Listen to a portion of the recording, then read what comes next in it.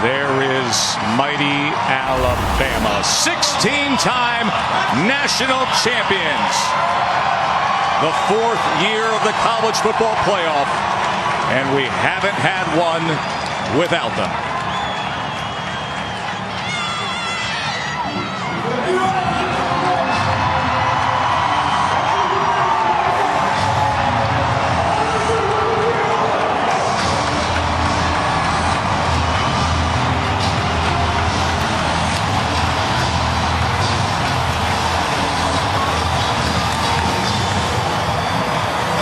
Like this, there's just something about the presence of this ultimate power program that can't be denied. The tide has arrived. And now number one gets set.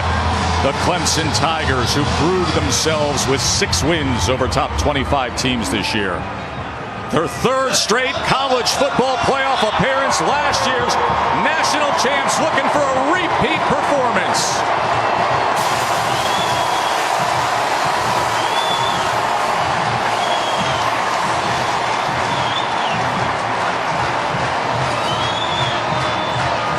They've been all smiles this week in New Orleans, but as Coach Sweeney has often said, now the time is near, they're all in, as this has been the Nissan pregame rush.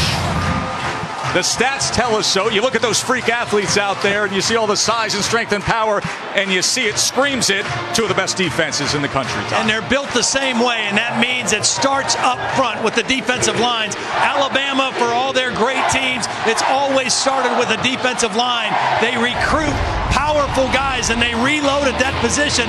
And the way they play up front, they want to control the line of scrimmage. They're great technicians, and they use their hands extremely well to tie up blocks and free up tacklers at the second level. They're powerful guys and are hard to move off the line of scrimmage. If you want to try to run the football against Alabama, good luck. And the bell cow of that defensive front is Deron Payne. He's the next great one and the next high NFL draft pick on that defensive front.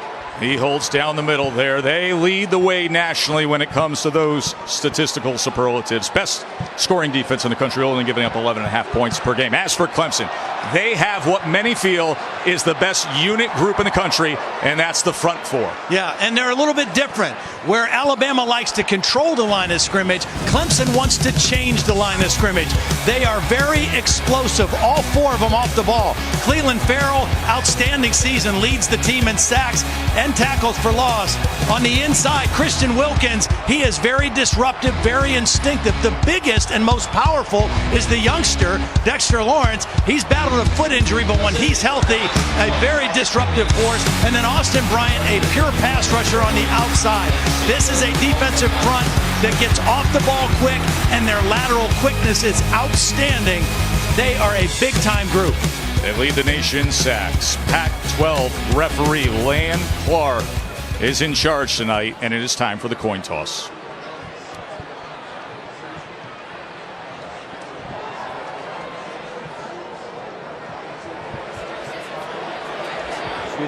Hey! Gentlemen, congratulations. Congratulations on your selection to the college football playoff semifinals, All-State Sugar Bowl. Helping me with the coin toss is Matt Winters. He is the president of the All-Star Corporation and CEO of All-State Insurance Company. We're going to flip this coin, heads and tails. Captain, what is your call? Pardon me, Captain, what is your call? Tails. Tails. The call is tails. And it is tails. You won the toss. Alabama has won the toss and elected to defer. You're going to receive. Which way would you like to kick? I'd like to kick that way. Just as you are? Yep. Clemson's choice this half. They will receive. Good luck, gentlemen. Our sideline reporters tonight have spent endless hours with both teams this season. Holly Rowe and Laura Rutledge are with us. Let's start with Laura for tonight's AT&T Field Pass. Thank you, Joe. Coach, you've been a part of all 4 college football playoffs. Based on that experience, what do you expect from this team tonight? Well, I think you got to keep all this stuff simple. You know, you got to be who you are, do what you do, be relentless in how you do it, whether it's how physical you play, how much toughness you play with, how much discipline you have to execute and do your job, and how you can do it for 60 minutes. So I'm just trying to keep it simple for our guys so that we can do that. Thank you so much, Coach. Thank you. Now over to Holly Rowe with Dabo Sweeney. Well, Coach, your players told me that all season and leading up to this game, you haven't been talking about being the defending national champs. You are the attacking national champs. How will we see that mindset tonight? That's the mindset. You know, it's in every area. It's everything you do, whether you're blocking, tackling, going up for a ball, running the ball. It's in everything. It's a different mindset. That's been our approach all year. We're just going to continue to be who we are. Thanks, Coach. Got it. Dabo had his team in the same hotel here in New Orleans, practiced on the same field that his college coach, Gene Stallings, put him on 25 years ago. It'll be interesting to see if Dabo wants to stick with who they have been this year, which is more of a running team than a passing team. Last year in this game, Deshaun Watson threw it 56 times. Kelly Bryant has been more of a force running the football. Will they run the football more successfully against this Alabama defense tonight? So Alabama defers after winning the coin toss. Clemson will receive. Tavian Feaster, and you see in the background there Travis Etienne back to return for the Tigers. J.K. Scott will get us started, the 6'6" senior from Denver, Colorado.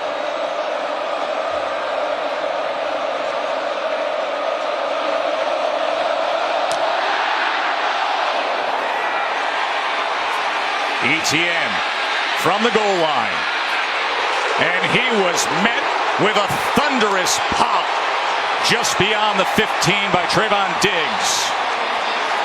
So there's the man who follows the man, Kelly Bryant. Todd, tell us a little bit about him. Yeah, caught up with him, wanted to find out some of his favorite things coming into the ball game. His favorite meal is one that we all love, country fried steak, mashed potatoes and gravy. Favorite music, Lil Durk and Lil Boosie, who is a Louisiana native. And his pregame ritual, he likes to watch highlights of Cam Newton on the bus ride to the stadium. Tries to emulate a little bit of Cam in his game. And he's got that physicality and that size. A year removed from the great Deshaun Watson, here is Bryant.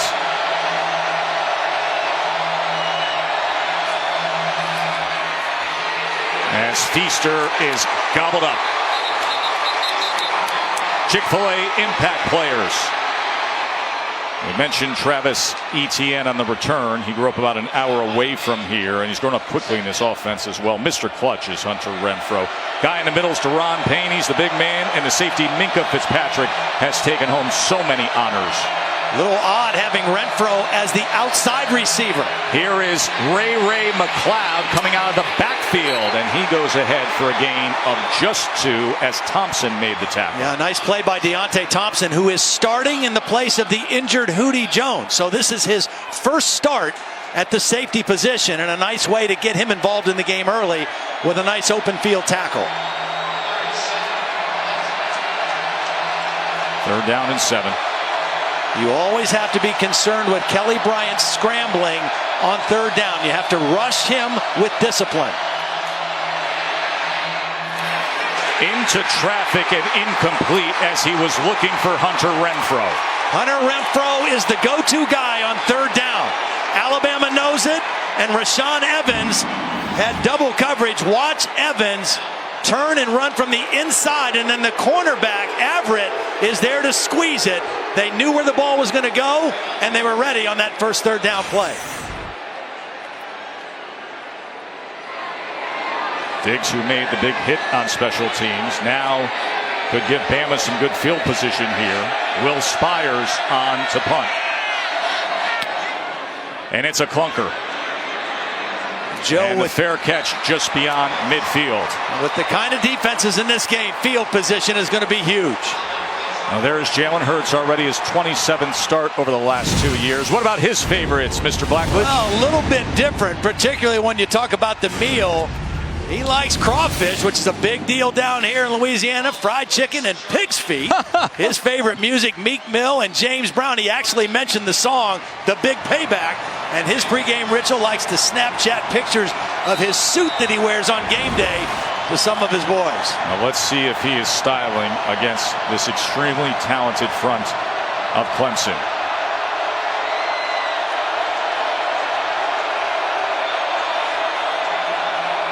Damian Harris with a run just beyond midfield as he gets things started. Chick-fil-A impact players, you should watch out for the aforementioned Damian Harris. Junior is from Richmond, Kentucky, has 11 rushing touchdowns this year. Calvin Ridley, arguably the best offensive player in the game. Clemson has a loaded front seven with Cleveland Farrell off the edge and the tackling machine, Dorian O'Daniel. First down efficiency is going to be huge for Alabama tonight. A perfect start for them after the short punt. Harris again. He is met that time by J.D. Davis.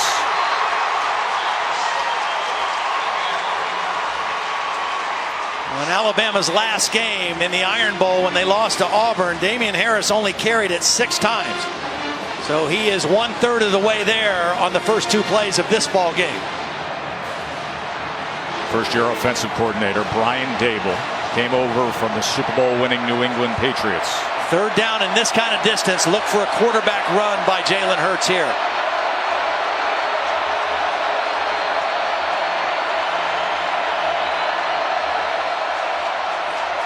See Kendall Joseph changing the defensive front. They like to try to check Brent Venables when the offense checks. It's a pass incomplete off the hands of Cam Sims. Now that ball's a little bit low, but a catchable pass. It's out of the hands quickly to avoid that quick pass rush. And that's a ball that Alabama needs to come up with. Your quarterback's under duress. He throws it down where you can catch it away from the defender. And Cam Sims not able to come up with the catch.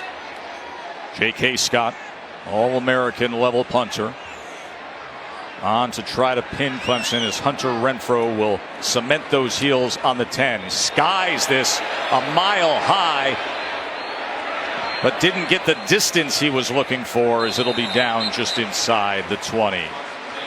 So both teams 3 and out on their first drives here at the All-State Sugar Bowl from New Orleans.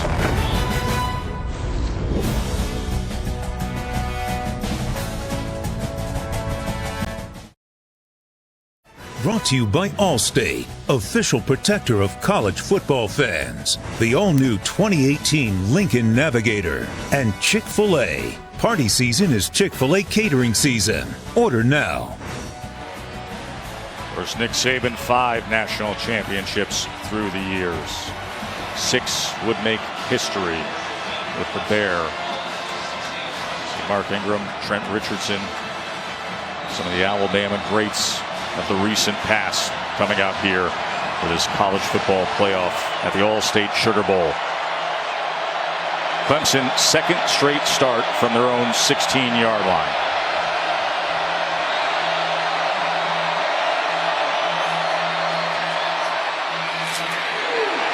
Just about 3 yards that time for Etienne. Alabama's defense has been dealing with injuries all year. These are all the Tide defenders who have missed games this season. Now Lewis and Miller, you see them, they're back now. But were big losses from week 1 onward. 3 out tonight. When you added up 36 of the 43 starts missed on defense were from the linebackers, Todd. Yeah, and that just really hurt him down the stretch. Particularly. Kelly Bryant just trying to fight his way back to the line of scrimmage. And right now, we talked about that defensive front for Alabama, that they want to try to control the line of scrimmage. They are doing that so far in the early going of this game. 2nd, 3rd down play for Clemson, and both of them have been longer yardage situations. That plays right into Alabama's defense's hands. Jeremy Pruitt, defensive coordinator, on his way after the playoffs to be the head coach at Tennessee. Here's 3rd down and 7.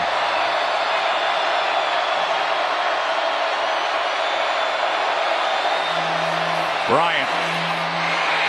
That was deflected at the line of scrimmage as he was trying to get Hunter Renfrow on the crossing route underneath. Nice pressure. Not going to be able to get to it. Renfro's going to come crossing the middle of the field. He's guarded by Tony Brown. And there's the Coming on a little stunt to the inside. That's Terrell Lewis, who you mentioned, one of those linebackers who was injured in the first game of the year against Florida State, in there on that third down play and able to get the deflection. Spires didn't get a good punt off first go round as Diggs waits back at the 42. They came after it. Yeah, they did. And once again, the fair catch near midfield. Just a 34-yard punt. Bama back on offense when we come back to New Orleans.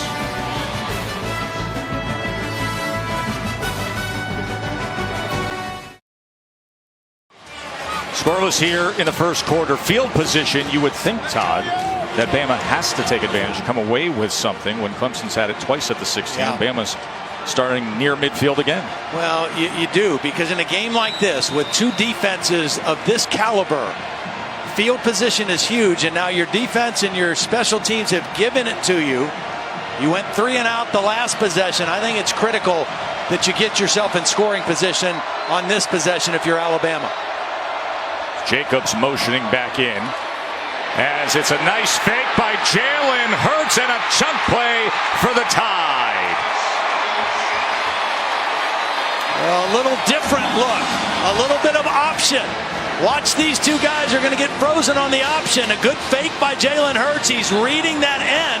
Austin Bryant chased the play in, and a 19-yard gain for Jalen Hurts on a little different look by the quarterback run game. And now the pitch, and it is well read by Dorian O'Daniel, a loss of 2. Dorian O'Daniel is a fifth-year senior who has just played lights out this year. All-American, leading the team in tackling. He's fast and he's physical. He came in towards the quarterback and was still able to change directions and change gears and get out there and stop Damian Harris for a tackle for loss.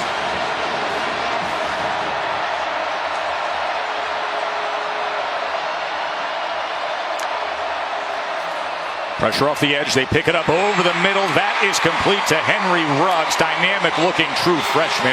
He goes for 10 yards. Starts with protection. Nice job up front. Damian Harris also involved in the protection. Second down and long. You get most of that yardage back and you give yourselves, again, another very manageable third down situation. I'm not so sure this isn't 2-down territory if you're Nick Saban right here. Papanastis, your place kicker. Not a very good long field goal kicker. I think it's 2 downs here for Alabama's offense. 3rd and 2. Harris straight up the middle, spins his way inside the 20. 11-yard run and a tied first down. Well, it's an unbalanced line. They've got an extra lineman on the right side. These are 3 offensive linemen. They brought an extra offensive lineman, another new wrinkle, and a big hole for Damian Harris. In this possession, we've seen a couple different wrinkles by Brian Dable, and Alabama in great scoring position right now.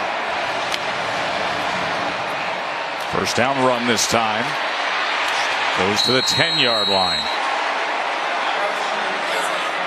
This is the way I think you have to see Alabama run, to their right. We talked about this defensive front for Clemson. The guy I think you can run at is their left end, Austin Bryant. I think that's where they are a little bit weaker in their run defense. And that time, with a right tackle on the tight end, Hale Henches, who's an excellent blocker, they ran right at him. And Georgia, just moments ago, won the Rose Bowl in double overtime. So they will head home to play for the national championship in Atlanta. And we will find out who they will face right here. 2nd and 5. Josh Jacobs, he's met and then goes forward for a couple. Bo Scarborough, on the carry there. Bo Scarborough got dinged in practice the other day when we were here. They took him in the locker room. He did not return. Good to see him out there looking 100%. 3rd straight time now for Alabama. They have had 3rd and 2 or less. And that is exactly what they want. Very difficult to defend an offense with a quarterback who can run on 3rd and 2.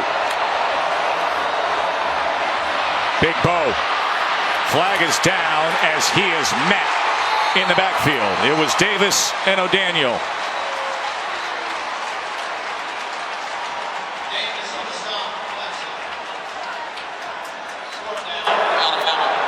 Offside.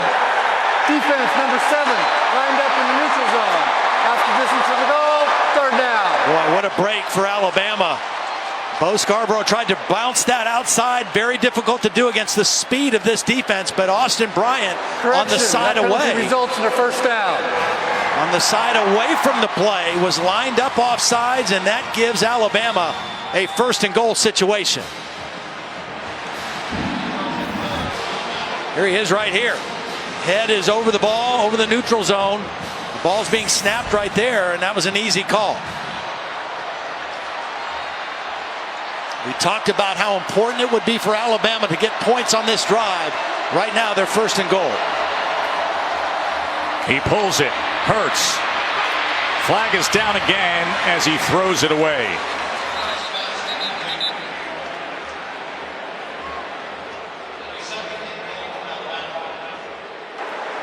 Illegal formation. Offense. Too many players in the backfield. 5-yard penalty. We play first down. So somebody wasn't up on the line.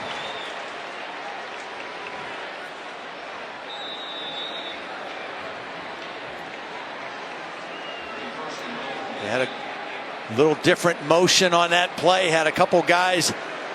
The tight end was offset, and they had a man in motion as well. And a mental error for Alabama on that play.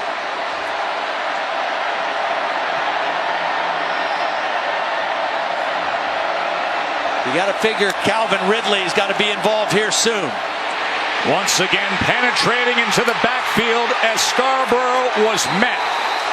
That front group is getting after him. Kendall Joseph surging in, J.D. Davis, and it's a loss of 6. Well, Kendall Joseph is the guy who made the play. He timed his blitz perfectly, and he forced Scarborough to try to bounce that thing to the outside. And Cleveland Farrell, we talked about this defensive front. Their lateral quickness is something that really separates them. Very difficult to bounce plays outside against this defense.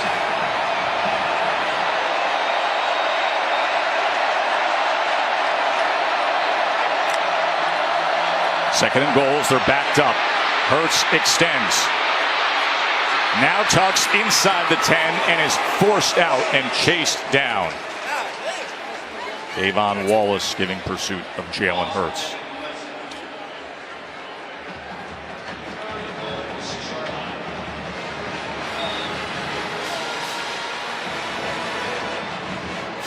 What a thriller there in Pasadena as we welcome you here to the college football playoff at the All-State Sugar Bowl. Joe Tessitore, Todd Blackledge, Holly Rowe, Laura Rutledge with you. Third and goal for Alabama. Jalen Hurts, second drive of the game. With time, now extends to the end zone and incomplete.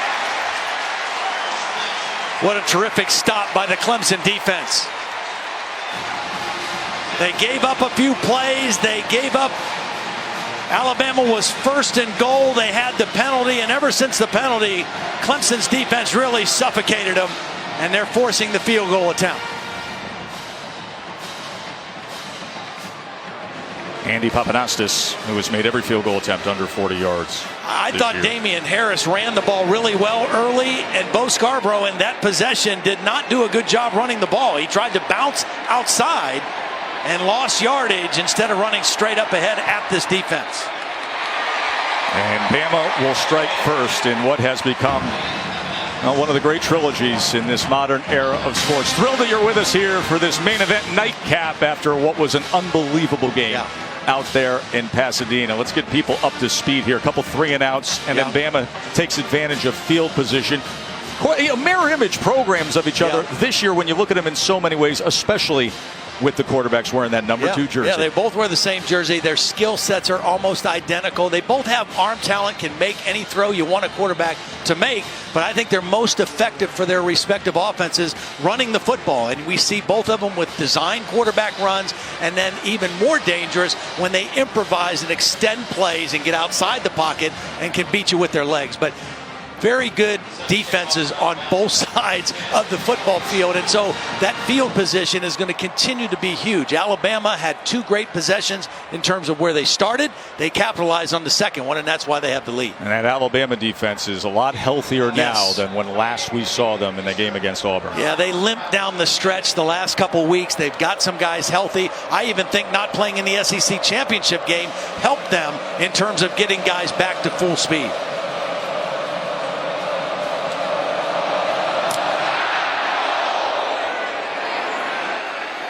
Here's Travis Etienne, speedy freshman, as he's out across the 20-yard line.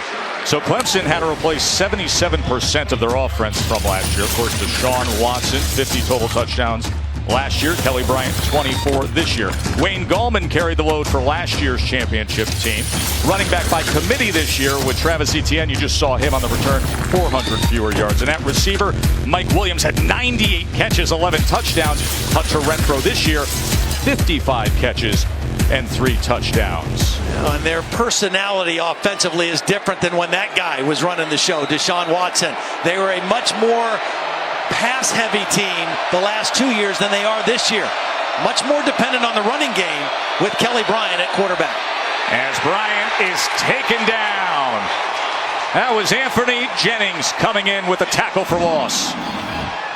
Well, Anthony Jennings does a nice job right here of getting right down the line of scrimmage. He takes a good angle, he sees the quarterback keep, and wraps him up behind the line of scrimmage. Alabama's defense is locked in to the Clemson running game so far in the ball game. 2nd and 13. Inside screen for Ray McCloud, who is met by big Raekwon Davis.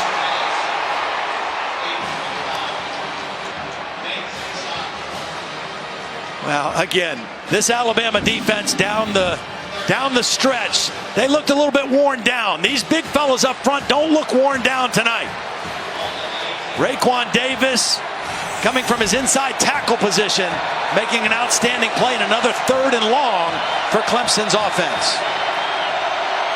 Team that wants to stay on schedule, not put Kelly Bryant in spots like this. 3rd and 16. 2-man rush. Complete.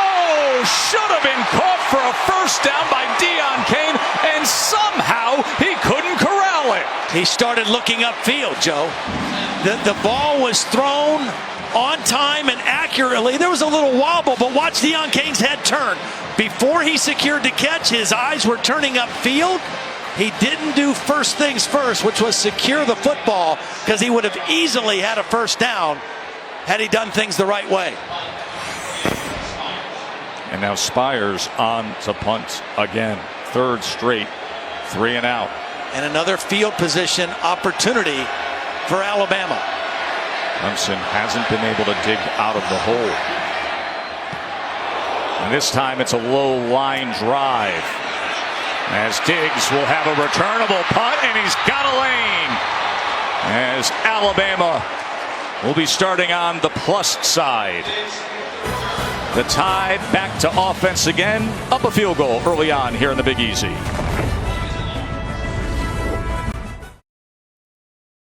Jalen Hurts says the motivation to get back to this point and face off against Clemson again has burned deep inside him ever since they lost to the same Tigers team last year. He's had 2 screensavers for his phone in the 2017 year. One was Clemson hoisting the national championship trophy. The other one looked like this. This is his actual phone, and it's him walking off the field after the loss last year. He said he never wanted to forget, Joe, what he felt like in that moment. Motivation, Laura, by screensaver. Calvin Ridley is their best player, going to get him involved in this possession. As Hurts is met at the line of scrimmage by Joseph. He had 9 tackles last year against Alabama, did Kendall Joseph. Those negative yardage plays on first down are huge for a defense like this. Staying on schedule for both of these offenses is so important. And what that means is you want to gain at least 4 yards on a first down play. When you come up and gain 0 and go 2nd and 10, that switches the momentum and the advantage to the defense. Here's Harris. And a good run. That'll get them back on schedule for a 3rd and short. See, I think you need to run inside against Clemson. I think they're hard to run outside on because of their speed, and Damian Harris runs a little bit better in between the tackles. They go with tempo, and they move the chains with Harris. Tempo is something that gave Clemson problems this year, particularly in their loss to Syracuse. They look over to the sidelines a lot. They want to get the right call. Brent Venables sometimes waits, and that's why quick counts can hurt him.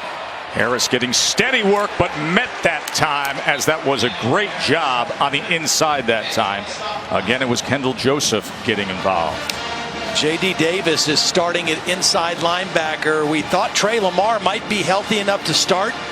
He had a stinger injury, missed a couple games down the stretch, did not play in the ACC championship game. J.D. Davis getting the start.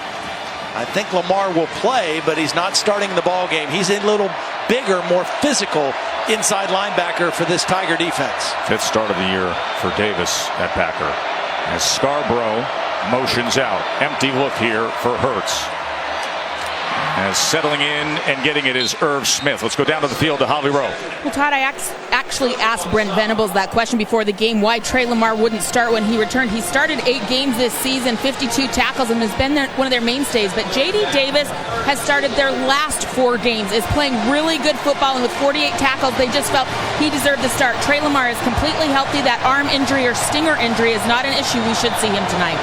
Yeah, I think we'll see him, especially if Alabama continues to run with some success inside. 3rd and 4. As Hurts repositions Big Scarborough. Play clock down to 2. Dorian O'Daniel trying to come off the edge. They pick him up. Hurts with plenty of time. Big Bo dances ahead inside the 20 and inside the 15 for a tied 1st down. Well, this is excellent protection. You got 5 guys blocking on 4, and here comes tempo from Alabama. Scarborough was the outlet receiver, and Hurts found him. Scarborough out of that slant formation, trying to get ahead for a yard. Davis again with a tackle.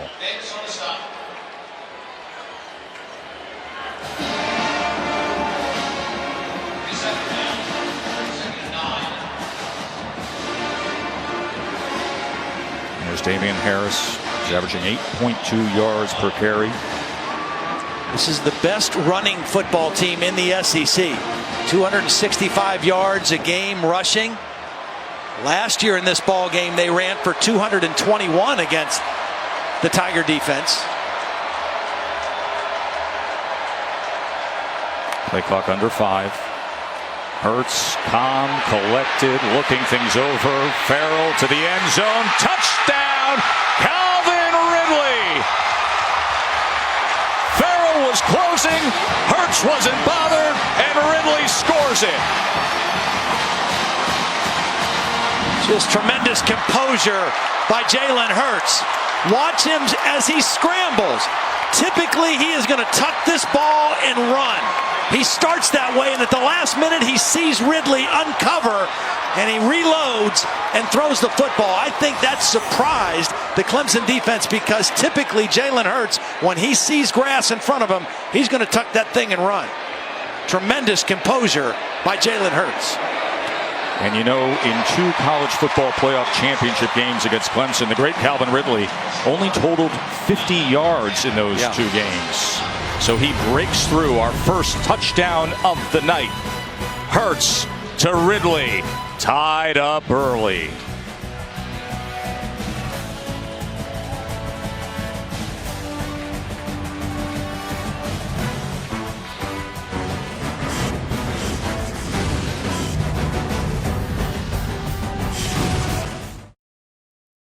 Playoff semifinal at the All-State Sugar Bowl.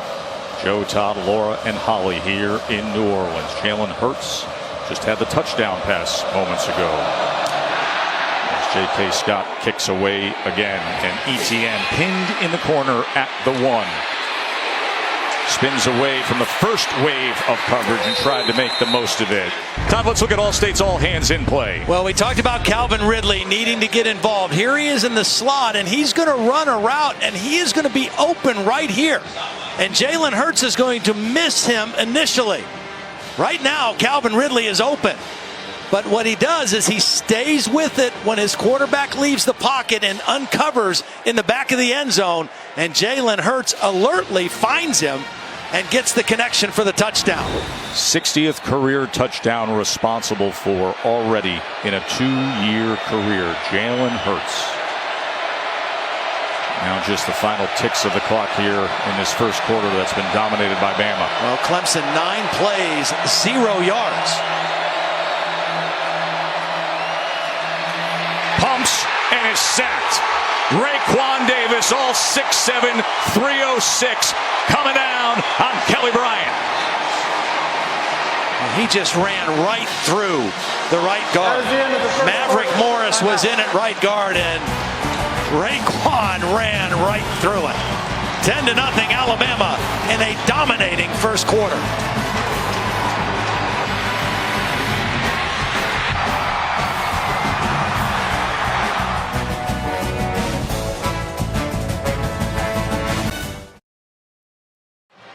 Incredible stamp that Raekwon Davis just put at the end of that first quarter. Yeah, and I was at practice the other day, and I just happened to be on the sideline, and there was a little thing going on where Minkah Fitzpatrick, the leader of the defense, was getting on Raekwon Davis. Raekwon was talking some smack, and he said, why don't you stop talking and just make plays? You talk more than anybody on our team, just make plays. Well, he made a play there to end the first quarter, and Alabama's defense has been suffocating so far early in this ball game. Start of the second quarter. Clemson trying to get out of this hole. Kelly Bryant straight ahead, lowering his shoulders. And Davis with the tackle after a 4-yard gain from Bryant. Here's the dilemma for Clemson right now, Joe. If this was last year and that guy was still playing quarterback, Clemson would say, you know what, we have to wait to try to run the football. We need to put it in the hands of our quarterback and start pitching it all over the place. But that's not how they've played offense this year. They have relied on 4 returning starters on the offensive line and running the football and not putting it all on the hands of their first-year quarterback. 3rd and 13, pressured again. Bryant is going to tuck, try to get to the edge, and he does so for a first down. Just made the most of it, did Kelly Bryant. Well, credit the freshman back, Travis Etienne, with the block. He's out as a wide receiver. Watch number 9 come back in the screen and get a block on the safety, Ronnie Harris, right there. And that enabled Kelly Bryant to get the first down. Nice job by the freshman running back, who was out as a wide receiver, getting the key block. And with 14 minutes ticking down before half, that was their first down of the game as Choice went ahead for 2. It was another 3rd down and long. Alabama had him right where they wanted to have Kelly Bryant, but he made the kind of plays he's been making all year, running the football. It's a 19-yard run on that 3rd and 13. Got to find a way to get Hunter Renfrow involved again. Here he is in the slot. He's a playmaker. He's been a real dagger in the side of this Alabama defense. 2nd and 8. The slant was thrown behind Hunter Renfrow to be 3rd and long again. Holly. Guys, a big development right now. The freshman sensation running back Travis Etienne took a major blow 2 plays before. He got up and he was running around, staggering, couldn't gain his balance, couldn't run in a straight line. They've pulled him out of the game, and he is now being examined by Danny Poole, the athletic trainer. Keep you updated on if he's got a head injury. That is a costly one, as he has been the breakout star as the season has gone on. He scores a touchdown every 7.9 carries, number 1 percentage in the nation. So they are without Etienne. 3rd and 8. Bryant, complete. Deion Kane gets free. Just when Bama was closing on both ends, a 19-yard catch for another first down. Boy, and credit Kelly Bryant for staying in there under duress. He's got somebody bearing right down on him. He delivers the football, and the free safety, Deontay Thompson, making his first step, went for the ball and missed, and another first down conversion for Clemson. As Choice goes ahead for 1 yard. And see, the encouraging thing for the Tigers is they didn't have to abandon who they are offensively. They've got some momentum now. Remember, a year ago, they were down 14-0 to Alabama and fought their way back and took a lead in the 4th quarter. So no panic by Dabo Swinney or the Tigers right now as they enter Alabama territory for the first time.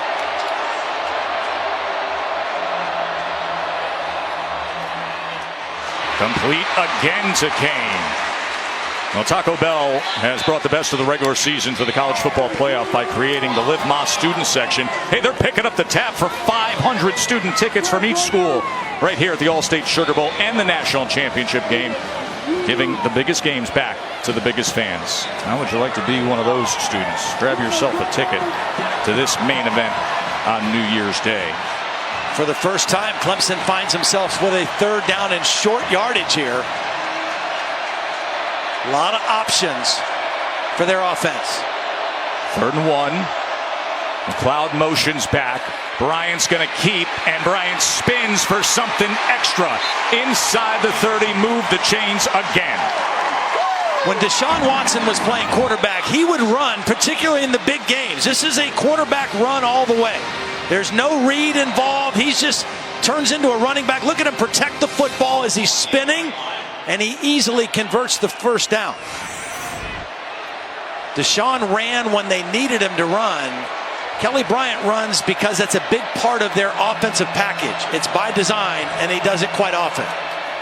Pulls it here, pressure off the edge, gets away from Minka Fitzpatrick, but then tracked down by Rashaan Evans. Yeah, you don't normally see somebody get away from Minka Fitzpatrick. Edge rusher misses Kelly Bryant, but you see the speed of Rashaan Evans coming inside out and forcing Bryant out of bounds for a loss of yardage play anyway. There is the first team All-American, the 17th unanimous All-American under Coach Saban. 11th play of this drive. Low snap. Bryant is going to take it straight ahead. And will leave them with another 3rd and long.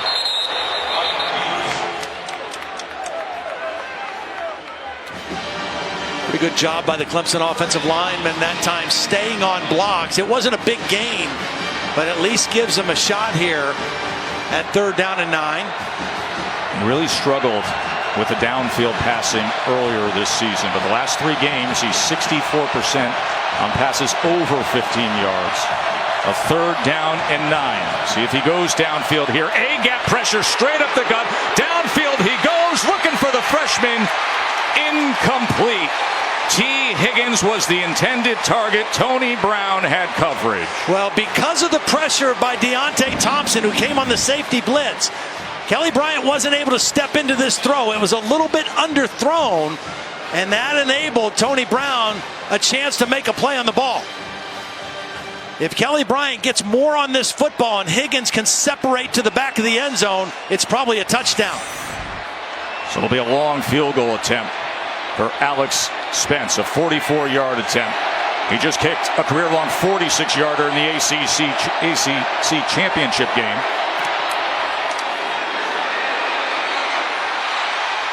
And he gets it. Alex Spence delivers. He has made 7 of his last 8 field goal attempts. Clemson's on the board.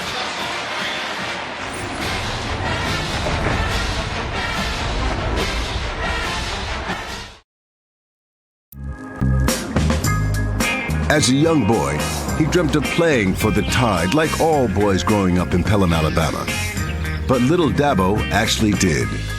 So don't ask the man behind the big orange C how big of a deal your opponent with the slanted Crimson A is. He knows just fine.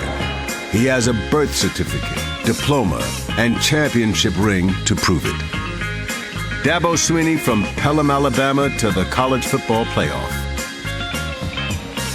And he got that championship ring 25 years ago today, right here. He's got his team staying in the same hotel that he was staying in when he was with Bama. Ruggs from the 4-yard line. Met well at the 15. Holly, it's been a long path for Dabo. Well, that's right. That boy from Pelham, Alabama had a tough time growing up. At times, not a roof over his head, had to stay with friends. When he moved to Alabama and got a dorm room, he actually had his mom come and live with him in the dorm for a while. He got into coaching. It didn't work out. He was selling commercial real estate. He went and visited Clemson and took a picture with Howard's Rock. Who knew that just a few years later he would actually be coaching there?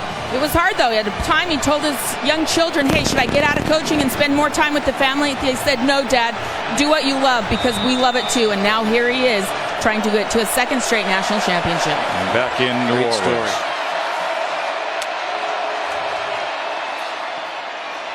This is Jacobs out of the backfield, met after just a yard. Yeah, I thought it was funny when we met with him the other day. He talked about, we're in the same hotel. We're practicing at Tulane the same way we did.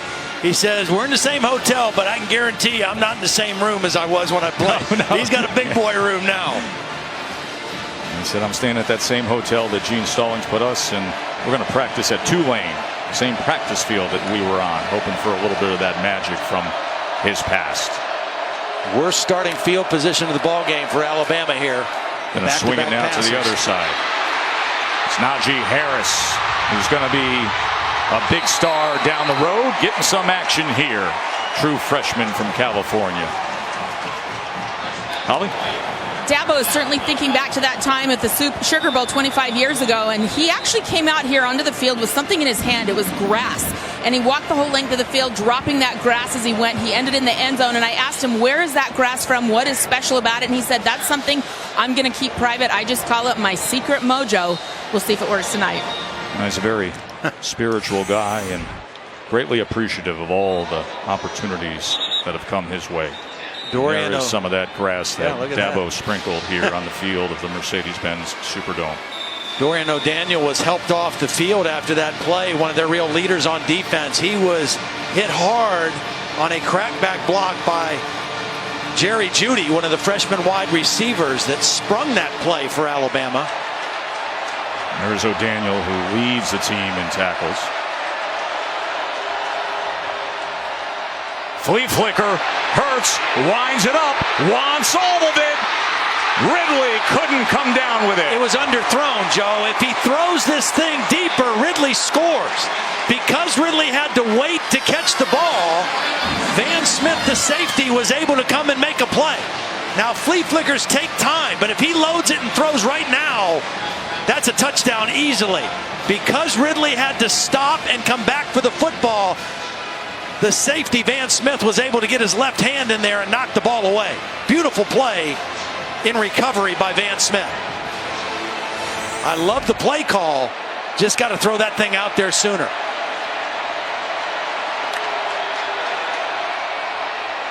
Here's Damian Harris. Quick burst as he goes between blockers. Going to be just a yard short of that line. Yeah, see, this is to offset the quickness and the speed of that defensive front. They're getting the ball on the perimeter this possession, throwing it quickly to their backs. We saw Najee Harris with a nice catch. We've seen Bo Scarborough catch it on the perimeter, and that time Damian Harris. And Alabama with another third down and short. They're 3 for 5 in the ball game on third down. Last year in this game against Clemson, they were 2 for 15. 3rd and 1. Big Cleveland Farrell lines up, looking to get a stop here. They meet Harris at first, and it'll depend on the spot. I think he did get forward to the 50-yard line to move the sticks. Both officials are marking him beyond the 50-yard line. 3rd down and 1, boy, you just got a lot of options of what you want to do offensively. Alabama had an extra offensive lineman in again that play. They've gone to an unbalanced line a couple times in short yardage situations. Jacobs and Najee Harris back in as the 2 running backs. They have passed with this personnel. And he looks Jacobs' way again. Well read, and Jacobs tries to break free, but he couldn't. Van Smith as well as Kendall Joseph in the mix. Well, they went to the well one too many times, trying to get the ball out quickly to a back on the perimeter. And because Jalen Hurts had to kind of double clutch that one, it enabled Clemson to really close on the play and stop it for no gain. Big Bo comes back in at running back.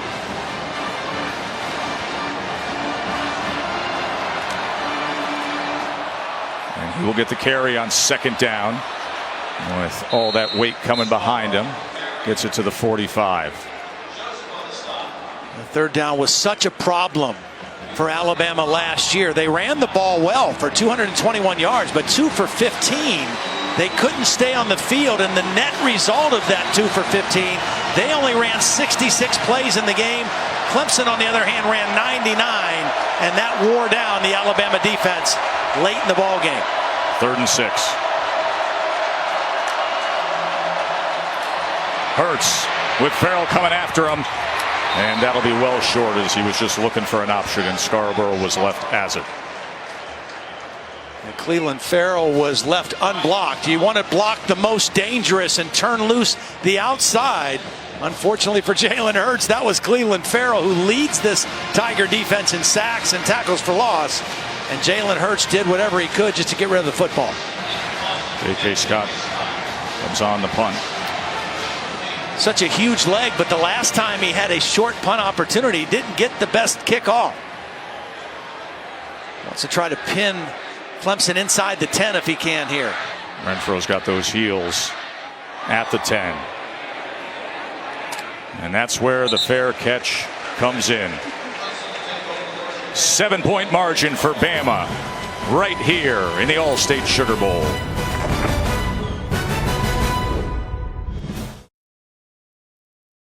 The All-State Sugar Bowl, brought to you by Allstate, official protector of college football fans. AT&T. Taco Bell, where you can experience the power of the dollar. And the Capital One Venture Card. Earn unlimited double miles on every purchase every day.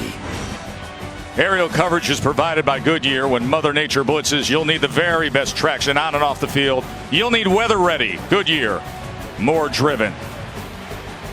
Bama and Clemson have met up in Arizona, in Tampa, and now here at the Mercedes-Benz Superdome in New Orleans.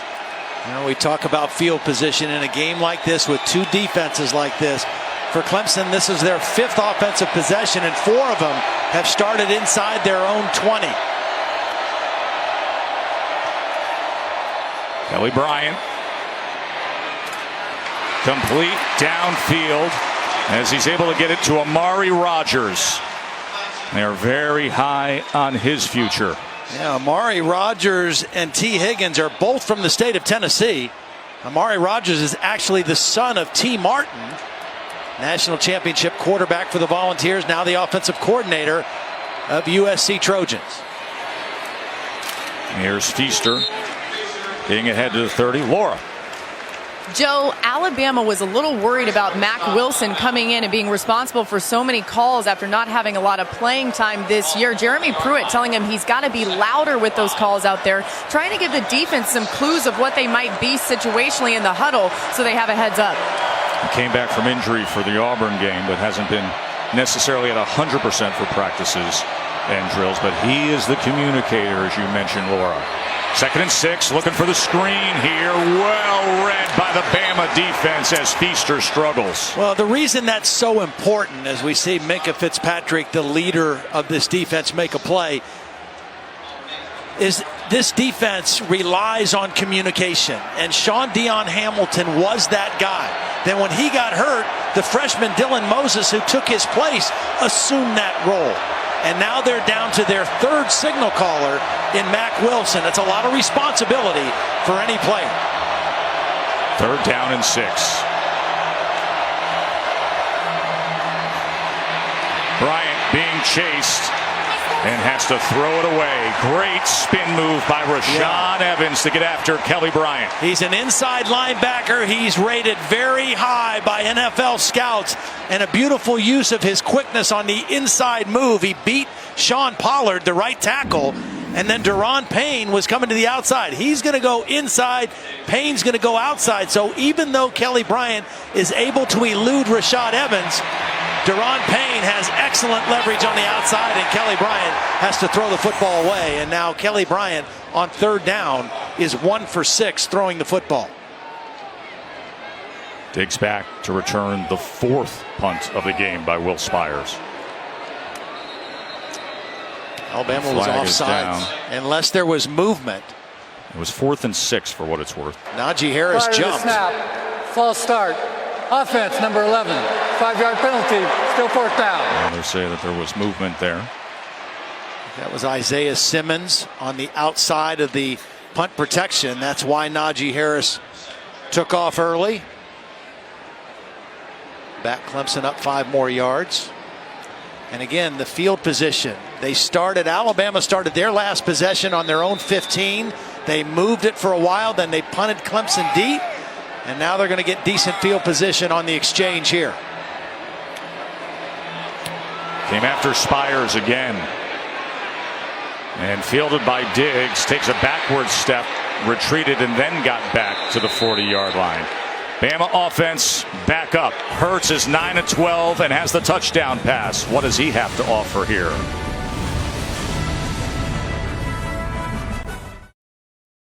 Laura gave us the report about Jalen Hurts with his screensaver. Not happy with how he played last year in this ballgame.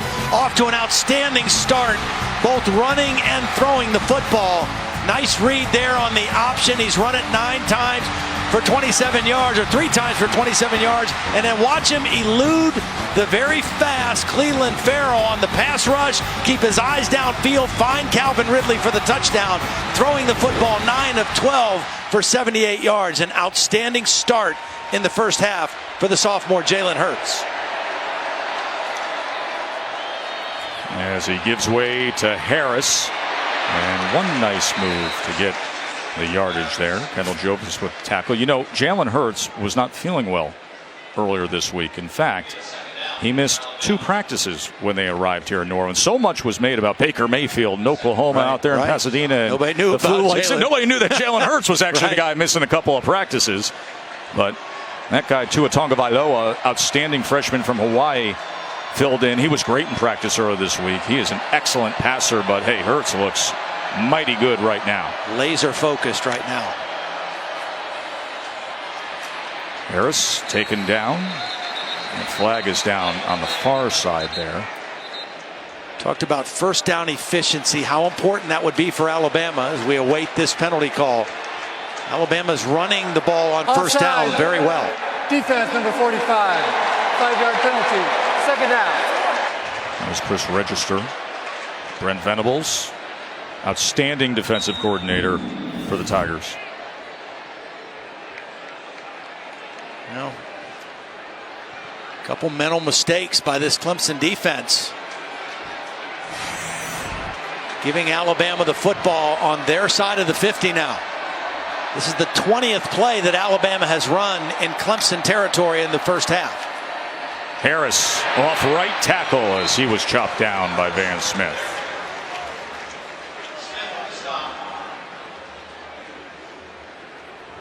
Van Smith had a key interception in that 4th quarter against Florida State. Game that people forget how close it was before Clemson pulled away.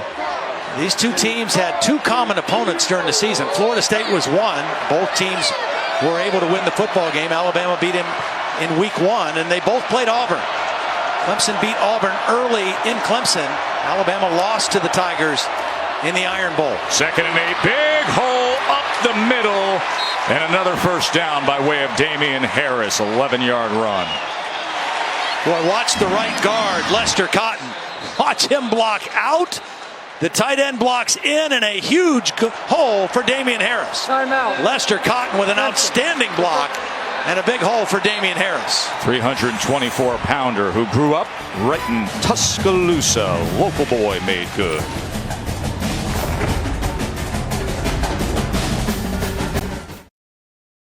It is the College Football Playoff National Championship Trophy presented by Dr. Pepper. It is here in New Orleans. And Georgia knows that they're going to have a shot at it. Who will they get? Alabama? Or number 1 Clemson? Bama up a touchdown. With 2:20 to go before the half and 3 timeouts remaining.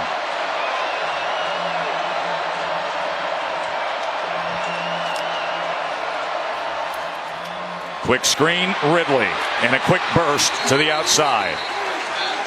Well, next Monday it is the College Football Playoff National Championship game presented by AT&T. We'll be coming to you from Mercedes-Benz Stadium in Atlanta.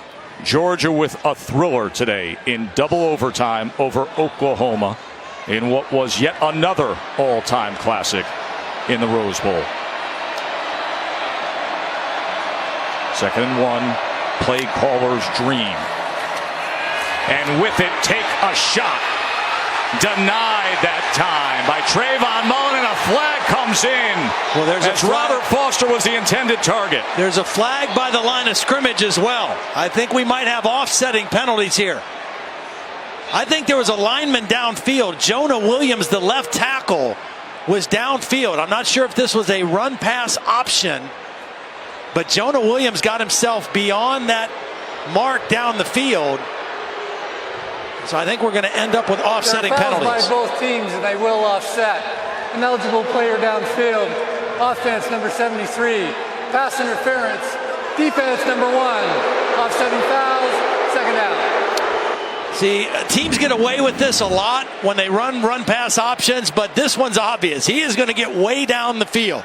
An easy call to make. The line is blocking run, and the quarterback and receivers are adjusting the pass. There's the interference by Mullen. I think both were correct calls, and it's still 2nd down and short. So we reset it. And this time, Bo Scarborough will try to pick it up, and he is denied by James Skalski, fitting that up and filling that hole. Skalski's played a lot of football here down the stretch with the injury to Trey Lamar. We've talked about J.D. Davis. Skalski has been in there quite a bit as well. He actually started the ACC championship game. 5th time, 3rd down and 2 for Alabama. That's a linebacker look right there with a rip sock, and this is a big back with a whole lot of velocity. Scarborough will move the chains. Got a nice block by Calvin Ridley. Ridley is much smaller than the boundary corner, Trayvon Mullen, number 1, but Ridley did his job and got Scarborough to the perimeter for the 1st down. And now tempo right back to the line. And they're going to pound away on the inside. Just a yard that time for Scarborough. Alabama with 3 timeouts. Looks like they might use one here as we near the 1 minute mark. Alabama, the first of the half. It'll be 30 seconds in length. See what they get here before the half. Take a short break. Come right back.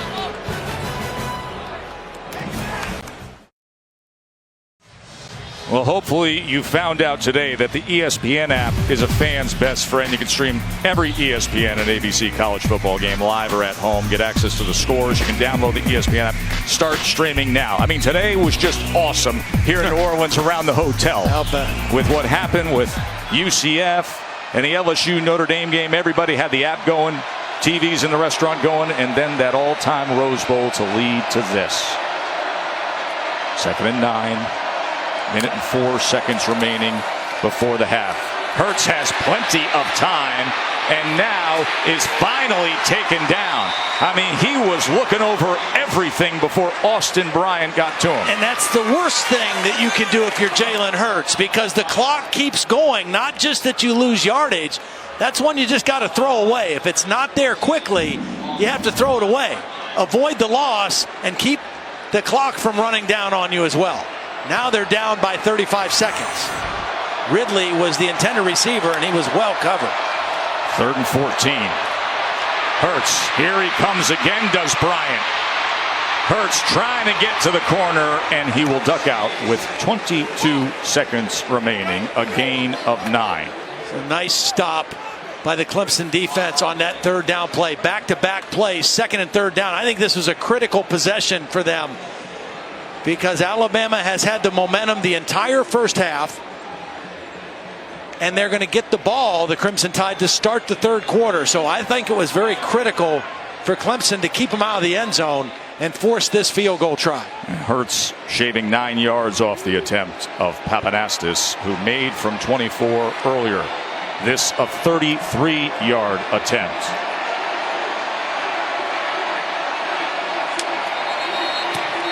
They stopped it. They blew the whistle dead before the ball was kicked. That was all kinds of ugly as somebody got a hand up there. Prior to the snap, delay a game. Offense, 5-yard penalty, still 4th down.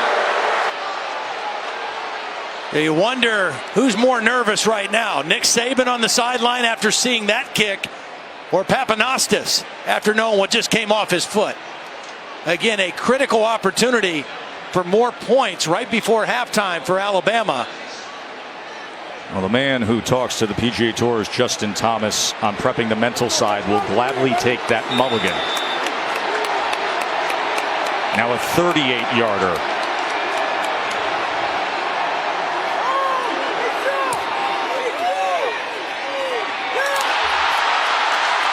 The upright says no. And Dabo says yes. And a head shaker for those in houndstooth. Papanastis tried to center it, but was denied.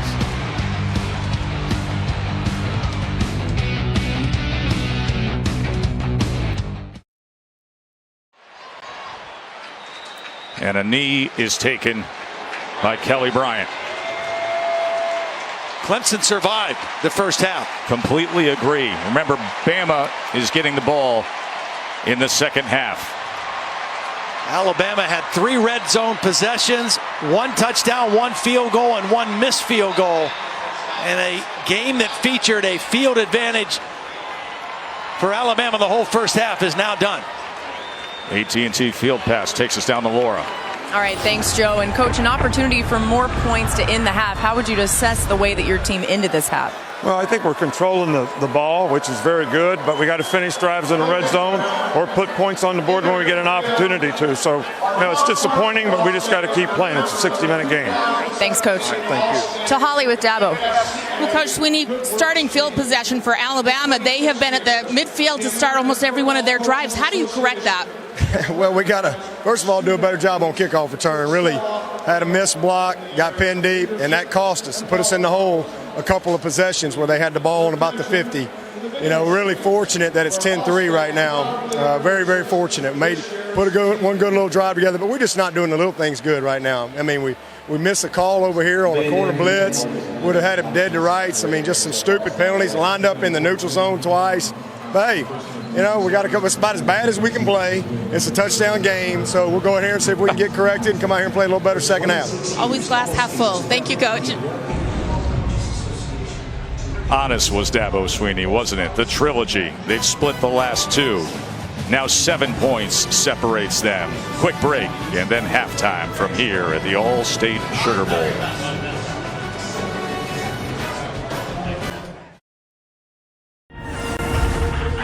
It's Ali Frazier in the ring.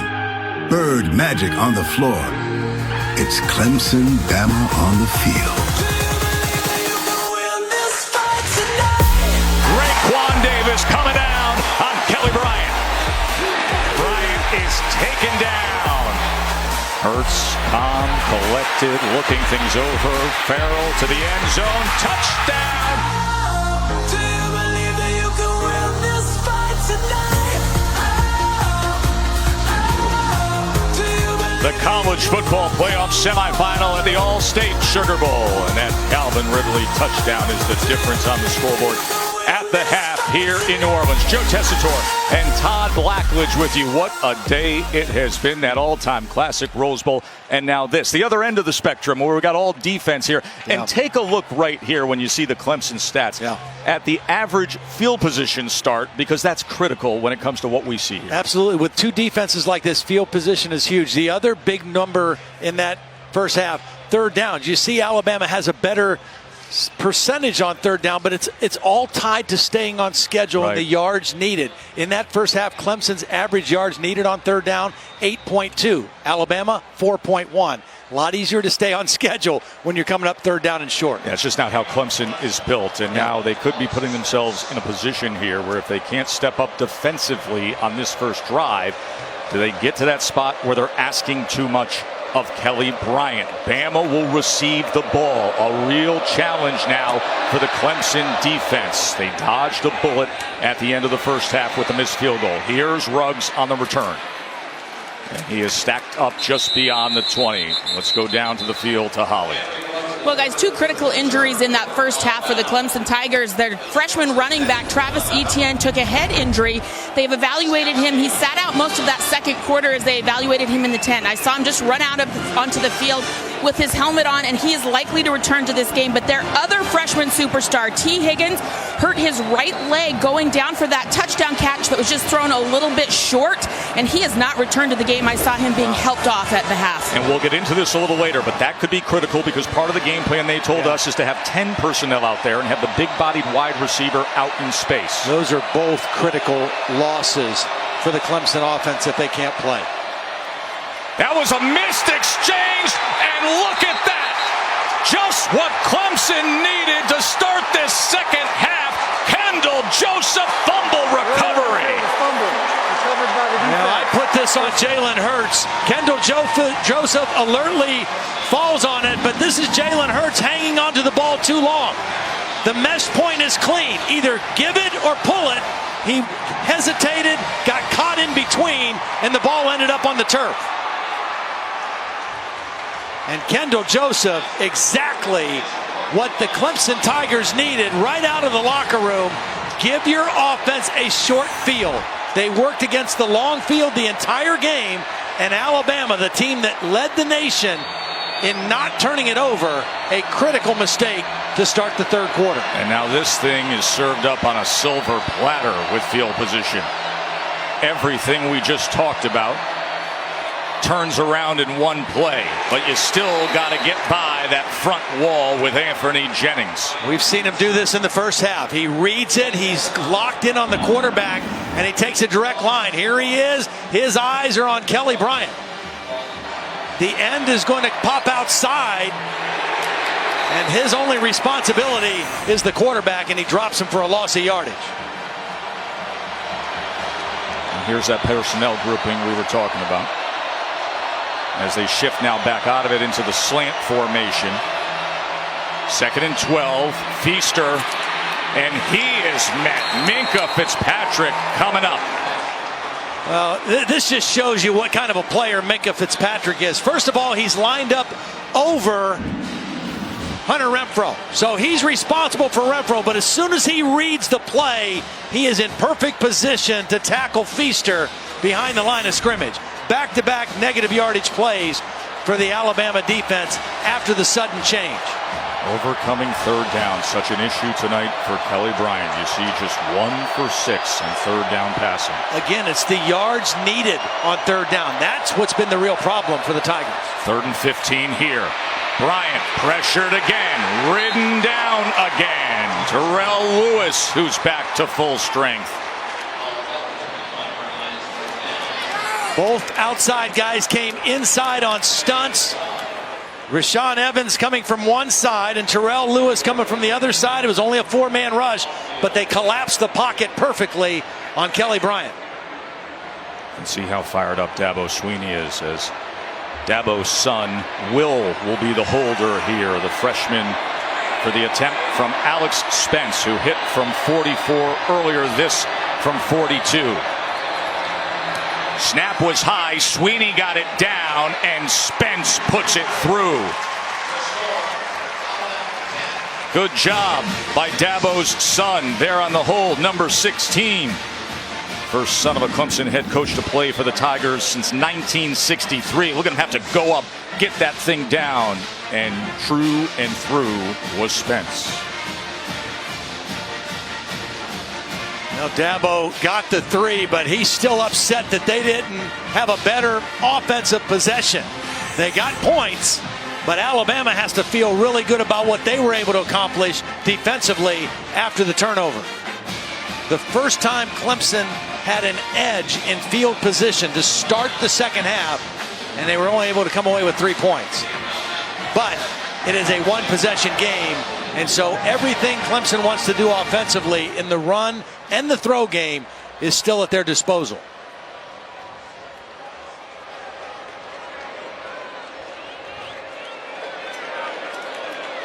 So 2 for 2 is Spence. And it's a 4-point game.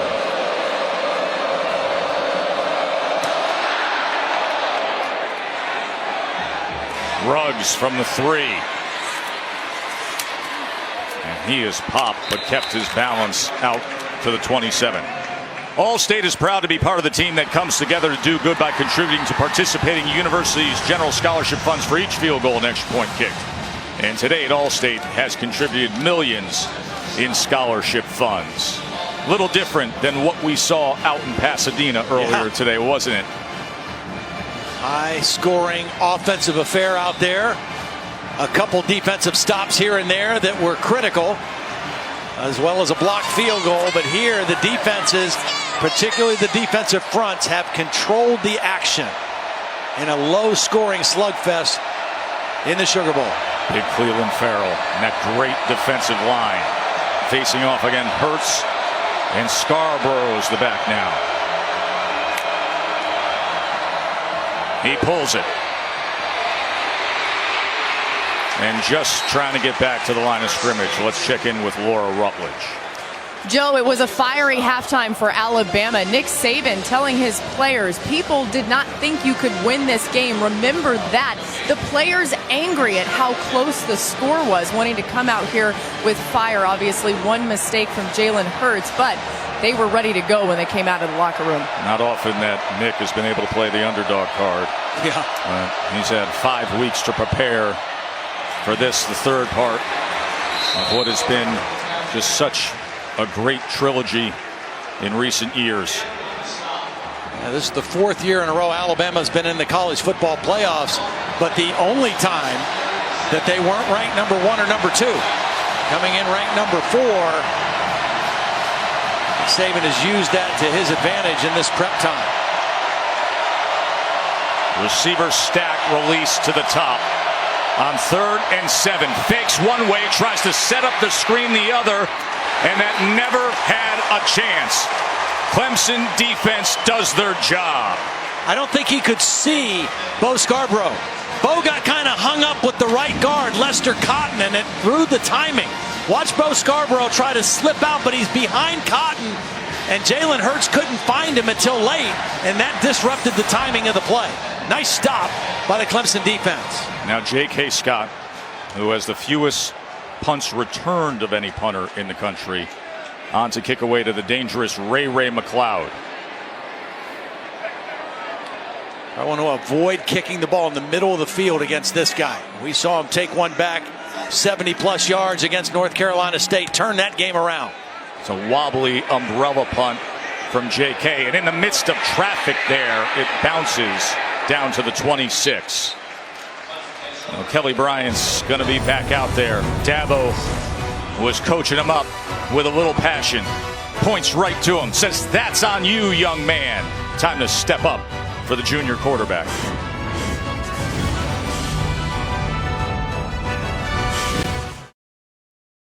What a great night in New Orleans for the college football playoff semifinal at the All-State Sugar Bowl.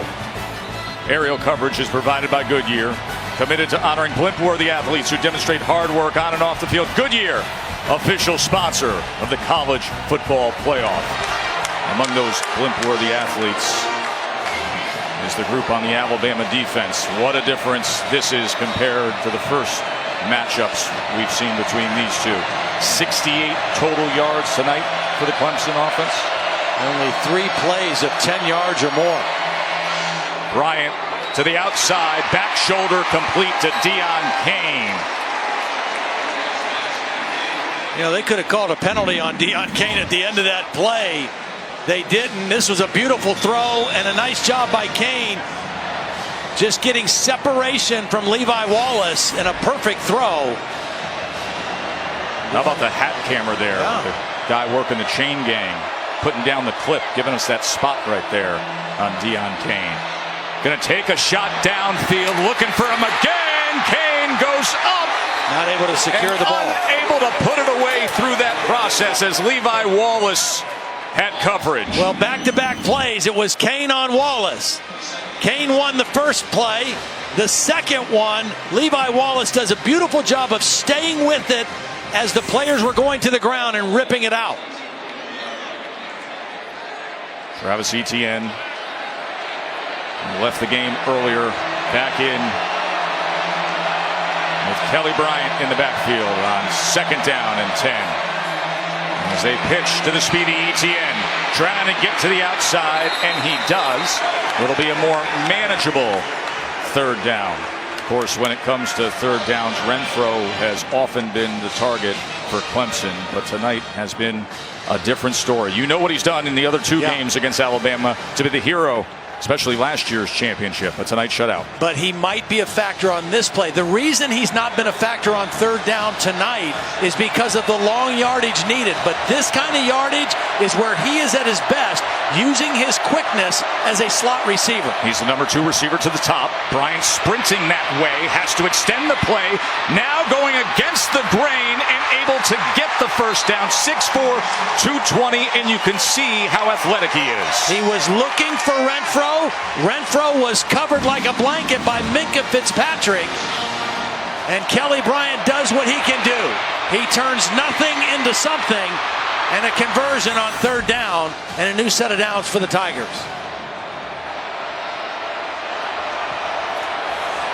First down, ETN, quick burst up the middle, and it looks like Clemson is starting to find the rhythm a bit, Todd. That was the best running first down play that Clemson has had in the ball game. Went right at this Alabama defense, and ETN with a little bit of burst. And to your point, how critical it is for them to stay on schedule. They weren't able to do it in the first half. They're doing it right now. 2nd and 2. Bryant pressured, and it is a turnover. Big boy Deron Payne with the ball. How about it? And it was Anthony Jennings again. There is a flag down, but Anthony Jennings, who has tackled Kelly Bryant behind the line of scrimmage when he's run the football, this time gets there as the ball is coming out, and Deron Payne collects the interception.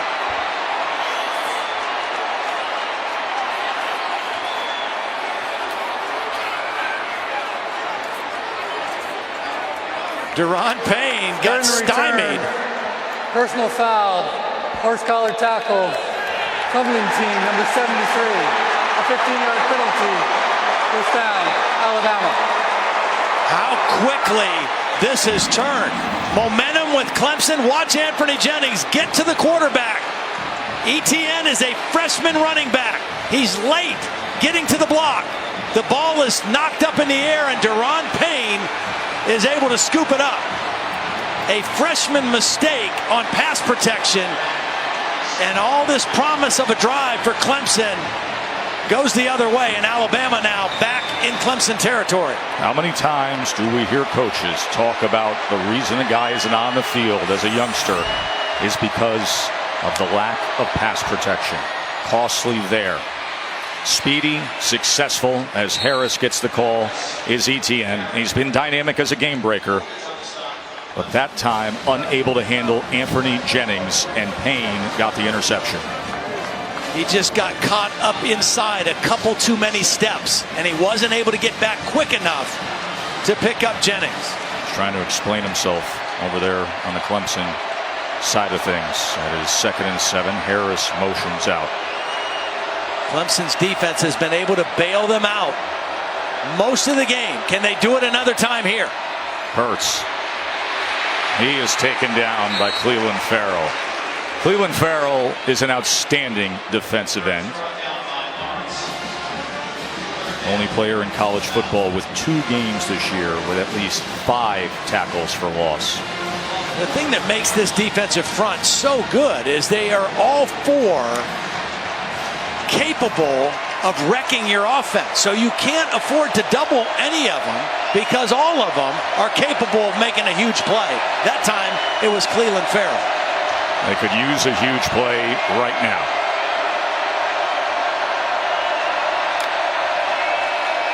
Third and 6. Pressure caught right near the chains, as it was Ridley. And we will see where they mark this forward progress as Ridley is trying to state his case.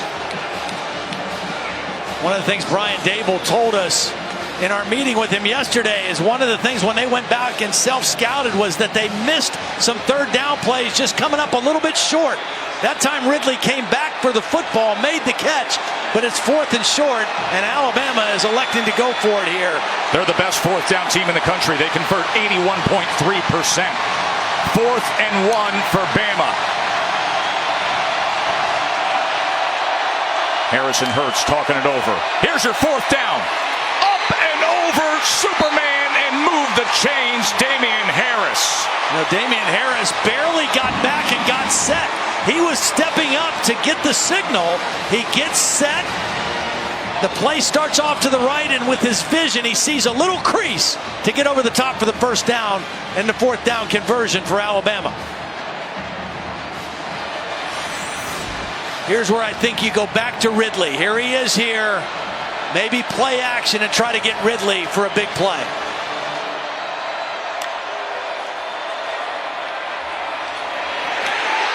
Todd Blackledge, you know it. It's going to be 1st and goal tied. 13-yard catch by Ridley. You knock them on their heels a little bit with the 4th down conversion. Now you go to your best player, and now you go tempo. And this time, Harris couldn't go up and over. It'll be 2nd and goal.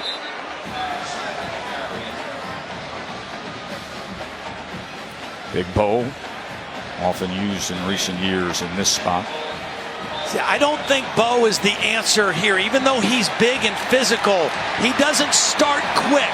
He has to build up some speed, and this Clemson defense is getting some penetration at the line of scrimmage. I think this is Damian Harris or this is Jalen Hurts. And guess who has come into the game? The guy who just had the interception, 300-pound defensive tackle to Ron Payne. Yeah, this is their goal line set. They're going to throw it to him. Pass to him? Oh, my! Storybook it for the big man.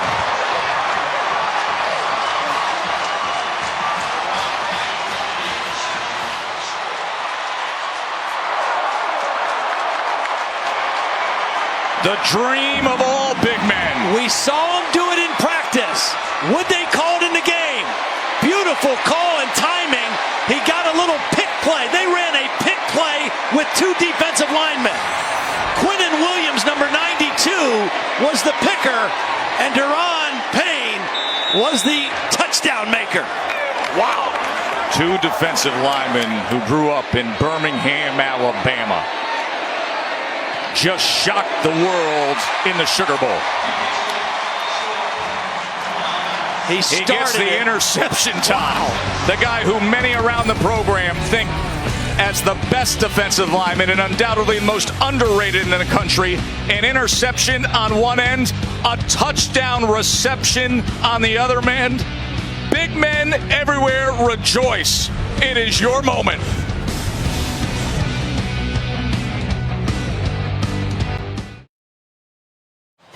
The All-State Sugar Bowl, brought to you by the all-new Accord from Honda, Gatorade Thirst Quencher, the proven sports fuel, and AT&T.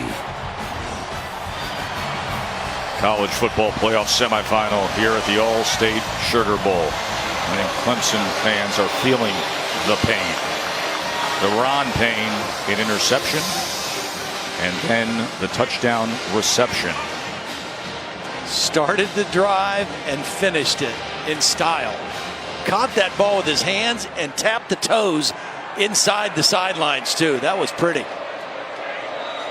But they got away with one, which we'll show you in a minute. Their Feaster and Etienne. They could use a spark here. As J.K. Scott kick away in the Tide have an 11-point lead. Etienne going to take it out. They're going to be taken down. Coverage unit doing work.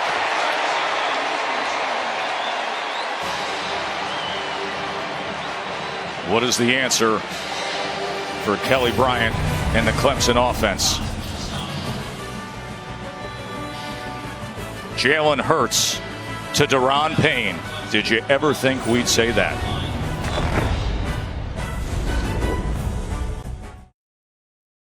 Take us through the Capital One pivotal performance. Well, you've got 2 Clemson defenders that are responsible for anything that comes out. But what you're going to see is Quinnen Williams is a defensive lineman. This is offensive pass interference. When you run a rub play, you want this guy to be subtle. This is not subtle. This is a block, and he ends up blocking two guys, and his counterpart, Deron Payne, gets to headlines with the touchdown. But that is a play that gets called offensive pass interference a lot, and that time it was obvious and didn't get called. Boy, we heard so much about that with the way the game ended last year when they met up. Oh, and another one! It's Mac Williams! Williams! Pick six! Tied! Rolling! Mac Wilson takes it home!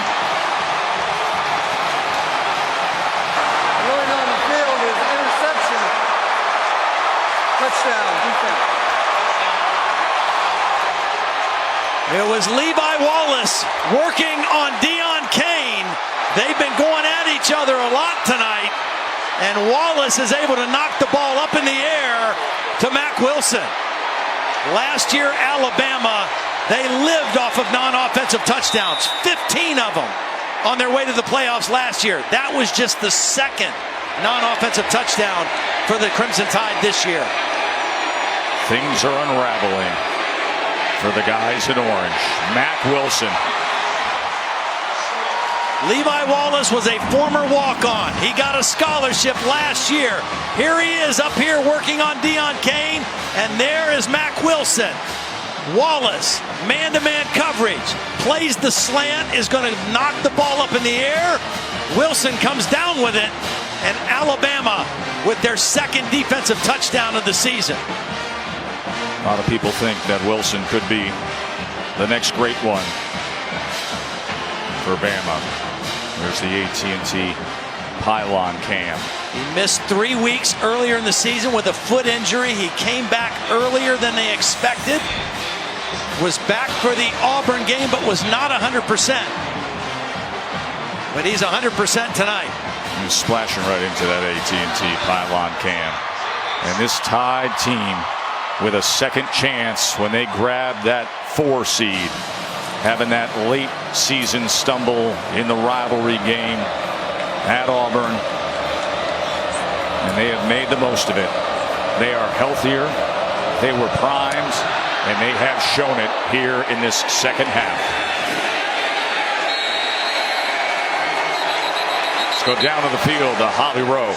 Well, after that touchdown for Alabama, these wide receivers and offensive players for Clemson on the sideline are hanging their head. Bad body language, they're upset. But leave it to Christian Wilkins, the defensive leader of this team. He got in there, was slapping everybody on the butt, getting on their shoulder, patting them on their helmet. We have plenty of time. Stop hanging your head. He doesn't like the body language either. He's trying to get this offense feeling that they can make a difference right now. Payne touchdown catch. Wilson pick six, and Alabama 14 points in a span of 13 seconds. The problem for Clemson, though, is they are not built the way they were last year. This is not a team that is built to throw it 50 times, but now they're going to have to throw it more than they wanted to. Kelly Bryant, as he surges ahead, 8-yard run there. Championship game will be coming your way a week from tonight. Will Alabama hold on here and have Nick Saban facing his former defensive coordinator, Kirby Smart, with a thrilling win in double overtime in the Rose Bowl to lead Georgia to the College Football Playoff Championship game. Ray McLeod now on the pitch, and he was tackled by Deontay Thompson just short of that line to make. We've called his name a lot tonight. Deontay Thompson in for the injured Hootie Jones, making his first start.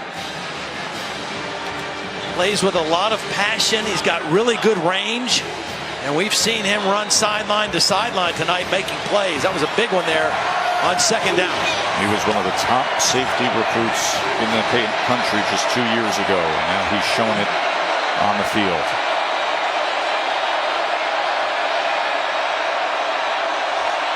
Third and 1. Bryant And they'll have the first down. The good thing for Clemson, and I really like this, Tony Elliott and Jeff Scott, the co-offensive coordinators, after your quarterback threw the pick six, after the momentum swinging to Alabama, instead of having him throw right away, you come out and give him a quarterback run on first down, and then they convert it with a couple other runs and a new set of downs. Now they might open it up and throw the football a little bit. It was the fourth time that Bryant has rushed for a first down from a third down conversion situation. Deshaun Hand wrestling Bryant down to the ground. Well, this is not a good matchup for Clemson. They're trying to block a defensive end with a tight end. That's Mylan Richards, a tight end, blocking a much bigger man in Deshaun Hand. And Hand whips the block and then will not let go of the quarterback. You typically don't like your backs or tight ends having to pass protect one-on-one against defensive ends. 2nd and 23 after that.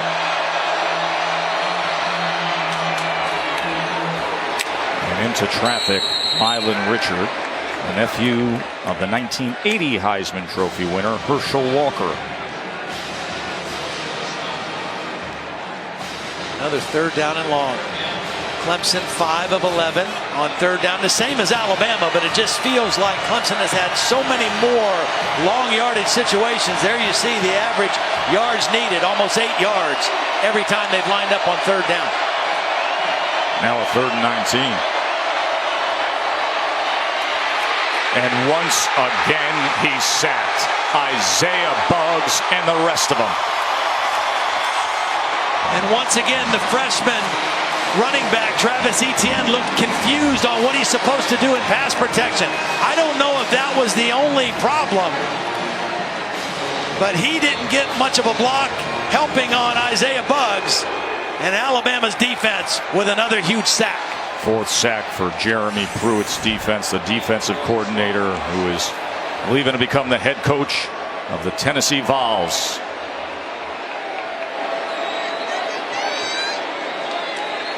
Third Saturday in October will be weird next year for him. Sure will. Maybe he brings a little something back to that great rivalry.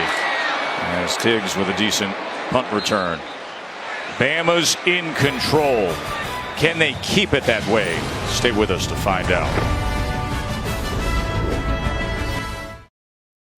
We mentioned Alabama defensive coordinator Jeremy Pruitt leaving for Tennessee. Nothing new to deal with for Nick Saban. Now the 4th time that the master teacher has had 4 of his best students no longer riding that Saban school bus prior to a bowl. Worked out well 2 times. Then there was last year's Lane Kiffin experiment. Yeah, that one didn't go quite as smoothly.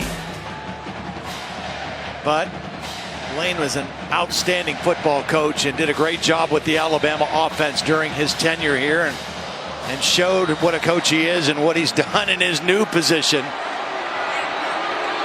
as well. Go Scarborough, get it past midfield.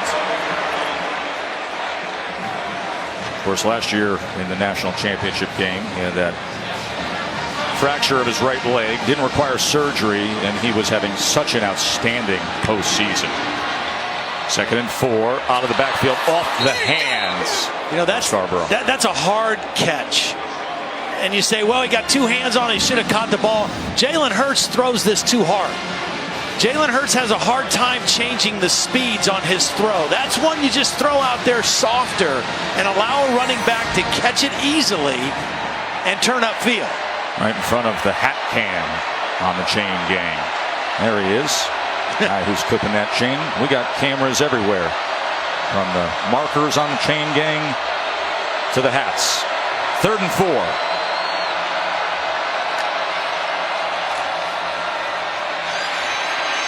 Hurts, so dangerous when he makes that decision, and often easily moving the chains because of it. Another first down for the Part of what makes him so dangerous is he's so powerful. You know, it's well documented how strong he is in the weight room. A weightlifting champion in high school. But watch the power in his lower body. Just runs right through Ryan Carter, the cornerback. That's a 220-pound running back tucking the ball and running in the second level of your defense. You know, a lot of quarterbacks that in high school threw the shot put. Here's one. And sliding for the ball was Robert Foster. Incomplete, they're saying. It hit the turf here in the Superdome. Yeah, and this is not a very good throw. You know, we've seen Jalen miss a couple throws. This is excellent protection on the play action. And the ball just kind of dives on him. And again, is it catchable? Yes. But if you hit him in stride as he's running that crossing route, he might turn that ball upfield and get to the end zone. Just a little bit off on the throw by Jalen Hurts on that one.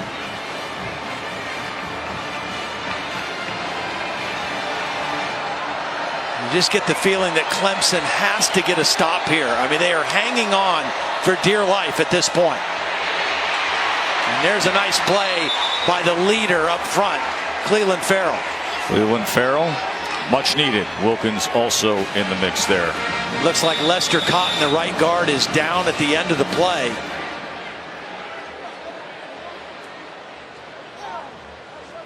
Medical staff quickly out to tend to Lester Cotton as J.C.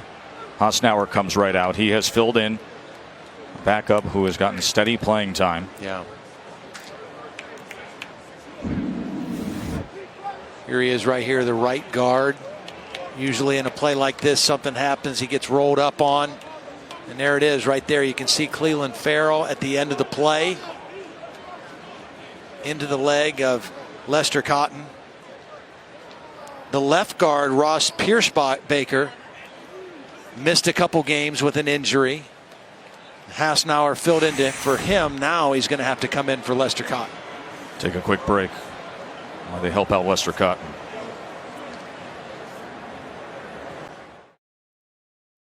That's nice to see Lester Cotton walking off the field on his own there. I know he's upset, wants to see this thing through to the end. He got rolled up on at the end of that play. It's Clelin Ferrell was getting after his quarterback, Jalen Hurts. You know, if you just happen to tune in here, you wonder how we got to this point. Alabama has been the better team, and they kind of have controlled the action, but the score was close. It was 10-6 a few moments ago. Clemson had the ball in Alabama territory. They were driving. They had momentum, and the big interception by Deron Payne. And all of a sudden, that happened, led to a touchdown, a pick six, and now Alabama in firm control of the football game. 3rd and 13. Skalski comes on the blitz. Bryant getting after Hurts as well.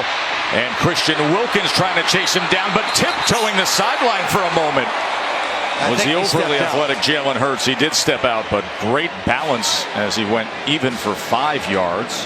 Boy, credit this Clemson defense too. I mean, even though they're down and their offense has not helped them much, they are still playing. They're still getting after Jalen Hurts. They've held Alabama to 225 yards of offense. The problem is their offense has only gotten 99 yards. That is the end of the third quarter. Timeout. Those 13 seconds that could define this All-State Sugar Bowl. 14 points by the Tide were scored in that quick span. 24-6 as we head to the fourth quarter.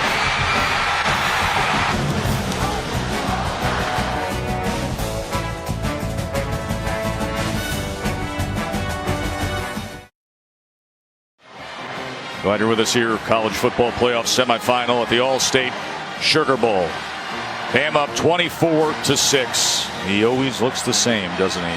The demeanor of Jalen Hurts, who has led the way here. Of course, that salty, refreshed, healthier defense doesn't hurt either.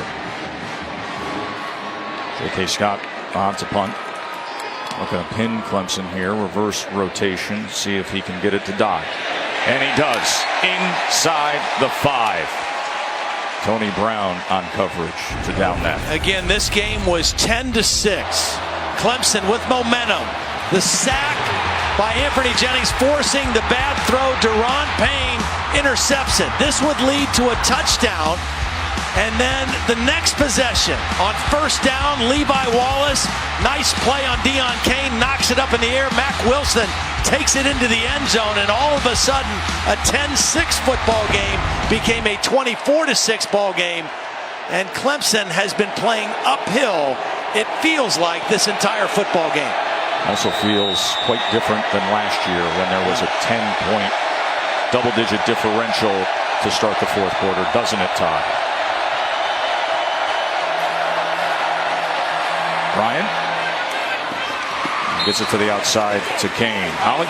You guys, for Clemson to get going, they're without one of their major wrinkles they were putting in for this game. Todd, you talked about it, the 10 personnel where they could put Hunter Renfrow and Deion Kane side by side and get some of this pressure off them. But without T. Higgins that was going to be in there as the threat on the other side, he's on the sideline in crutches. They are now missing that wrinkle. Wish they had it. Yeah, they wanted no tight end and Higgins in there. Especially now when they want to throw the ball a lot. Bryant gets it to Hunter Renfrow. Of course, had the game-winning touchdown with a second left last year.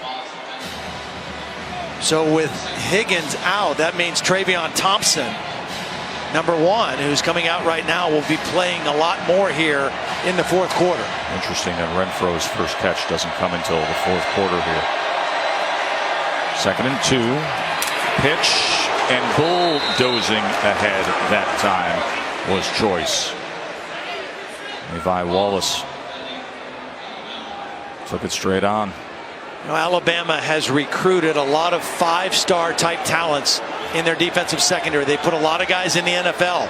Levi Wallace was not one of those guys. He was a walk-on, got a scholarship last year, but has developed and blossomed in Nick Saban's program, and he has played a heck of a ball game tonight. Here's 3rd and 1 as they motion back to a stacked backfield.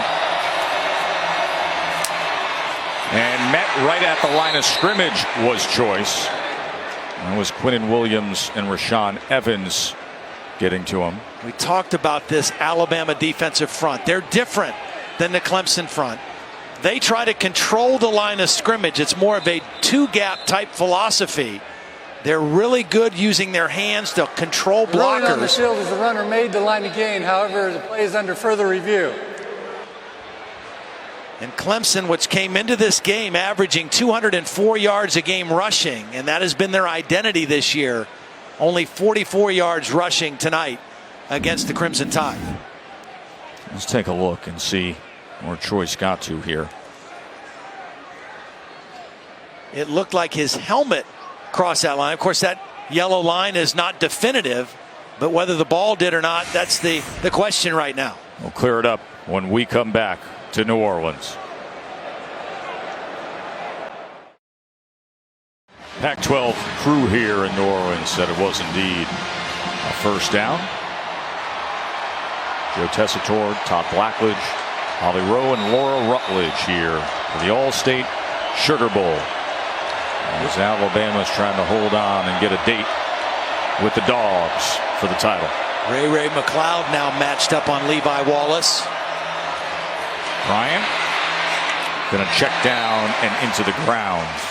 The 2nd and 10. Christian Miller was applying some pressure on Bryant. When Alabama's defense can get you into this kind of situation where they feel comfortable defending your run with 6 defenders in the box area, that allows them to play with 2 deep safeties, and they overmatch you in their coverage. And that's where they're at right now. They feel very comfortable that they can defend the run and still have 2 safeties back in pass defense. Wow. Nearly picked off that time by Lewis as they tried to go with the tunnel screen, and Lewis was sitting on it. Terrell Lewis, one of 2 linebackers that were injured in the Florida State game in week 1 that just now are back to full strength. And that time, Lewis almost came up with the 3rd interception of the ball game for Alabama. 5th consecutive time Clemson 3rd and 10 plus on 3rd down.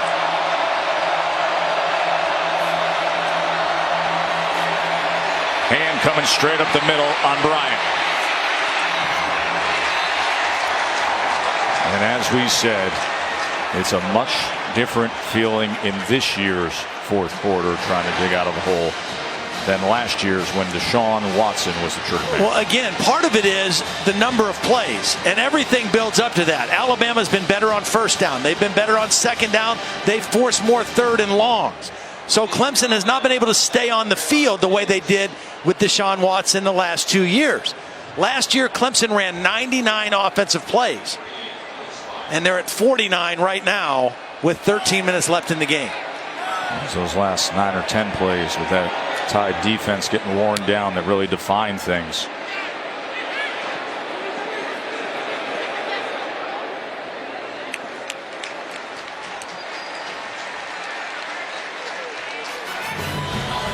Jalen Hurts trying to bring it in for a nice landing.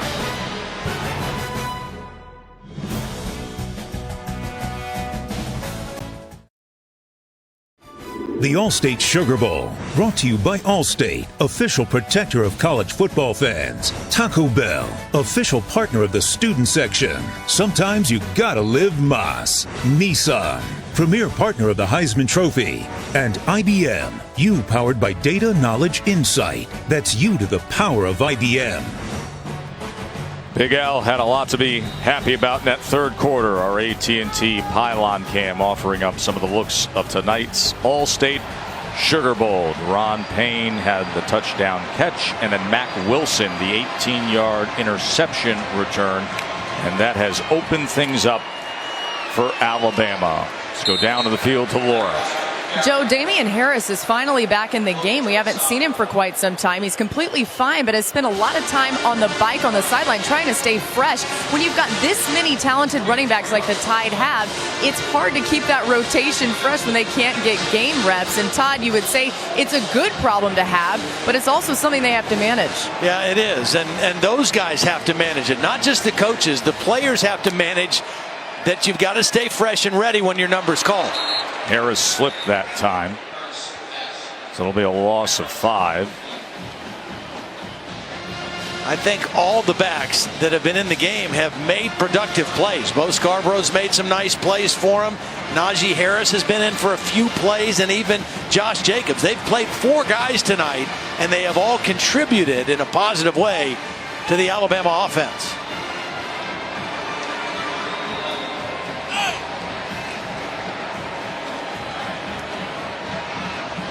They're down and long right now. If you're Jalen Hurts, your biggest concern, your number one priority is take care of the football. Don't do anything to put the ball in harm's way. Smith tried to keep his footing. Devontae Smith, good-looking true freshman. Remind you that wild card weekend begins Saturday at 4:20 Eastern. Going to have the AFC matchup, Titans and the Chiefs. That comes your way from Arrowhead on ESPN and ABC.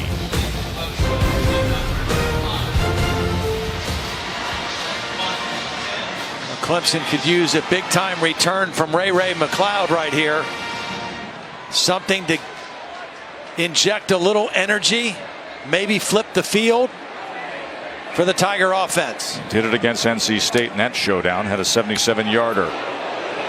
This is just a skyrocket by J.K. Scott. Just under 11 minutes to play. Clemson desperate for a spark.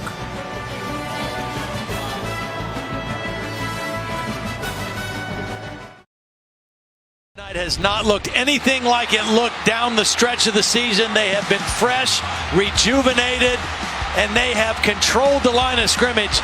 Anthony Jennings has had a big ball game, but again, that defensive front controlling the line of scrimmage, not giving any room in the running game. They've held Clemson to 45 yards, rushing the football. They've sacked Kelly Bryant 4 times. And they have controlled the action up front. It has been the defensive front 7 of Alabama that has controlled the football game tonight. Bryant quickly trying to get it to Greenlee, incomplete. Clemson is averaging only 2.4 yards per play. And big Sean Pollard is still down at the end of that.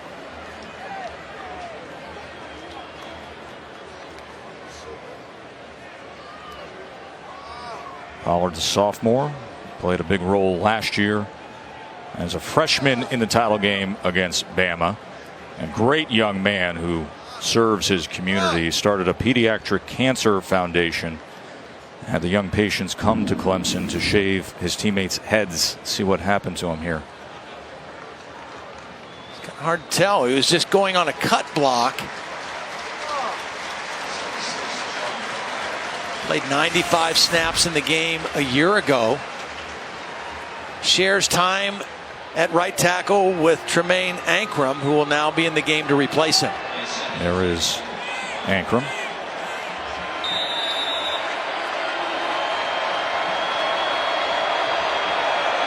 C.J. Fuller in the backfield with Kelly Bryant. Fuller is a better pass protector of the young backs.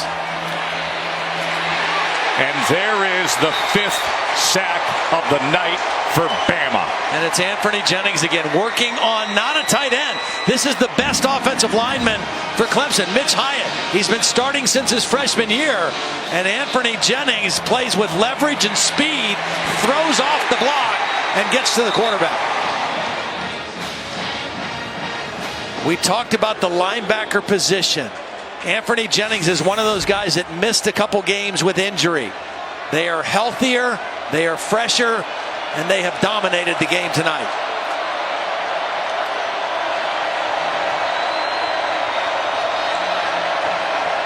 Third and 17. And nearly Wilson with another one. He had the pick 6 earlier, and that time Mac Wilson couldn't haul it in. Heavy pressure on Kelly Bryant. He has to throw this one under duress. Isaiah Buggs right in the pocket, and he threw it right to Wilson. And Mac Wilson just not able to catch that one. Now the defense did herd damage. Yet another sack. 5 sacks allowed is a season high for that Clemson offensive line. I'm sure right now for Kelly Bryant it must look like there's about 14 Alabama defenders on every play. 7th punt for Spires tonight. Fair catch at the 41. Closing in on an all-SEC national championship game.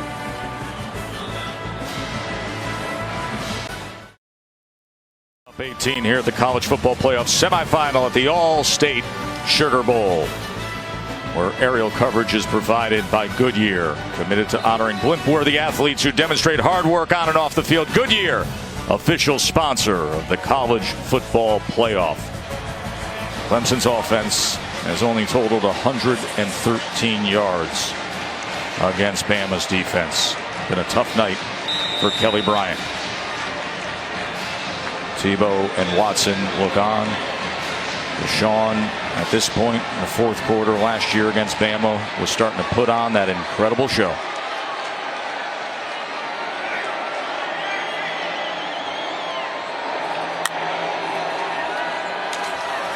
I have a feeling this might be the last possession we see for Jalen Hurts as well. Laura, what can you tell us about Lester Cotton? Well, yeah, Joe, he left with a right knee injury, was taken directly into the locker room where he did walk on his own power. Of course, we saw him walk off the field that way as well, but will not return to this game.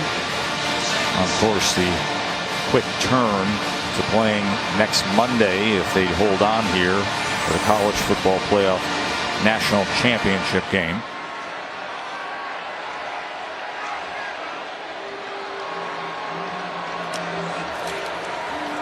Scarborough again. This on 2nd and 7.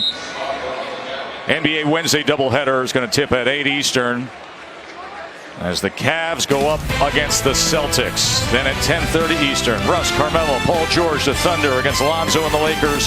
And coverage tips with NBA Countdown at 7 on ESPN. You know, Joe, in a lot of our lead up to this game, we've talked about what were going to be the keys. 2 great defenses. We talked about field position and staying on schedule, and Alabama has clearly been the better team when it comes to both of those things tonight. 3rd and 3. Hurts throws a dart downfield, and Henry Ruggs, freshman target, hauls it in for 15 yards. Nice job by Jalen Hurts getting outside the pocket, changing the launch point, rolling to his left, getting his shoulders turned. They're going to take a look at this to make sure it was a clean catch. The ruling on the previous play, a completed pass, is under further review. Now, Ruggs makes the most of things. Been targeted 2 times today. He's got 2 catches. 7 catches on the year. 5 he came in tonight being touchdowns.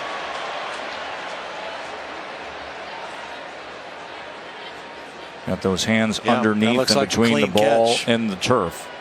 Talk about being efficient. Came in with 7 catches on the year and 5 were touchdowns. And long ones. I mean, big plays for touchdowns. Leads the team in yards per catch at 25 yards a reception. They have 3 freshman receivers that they are really high on, and they've not really been able to have a guy to balance out Calvin Ridley this year. Ridley coming into the game with 55 catches. The second leading receiver was Bo Scarborough with 14 coming into tonight.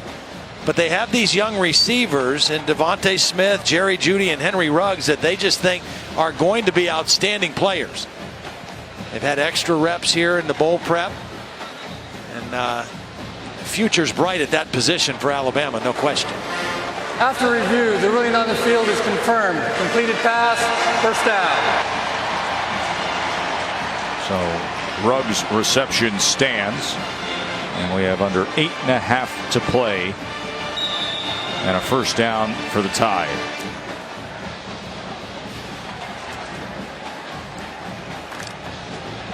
Alabama going to use as much clock as they can at this point in the ball game and still maintain their aggressiveness on offense. Stacked up that time with Scarborough. Christian Wilkins on the tackle. We have not called his name enough.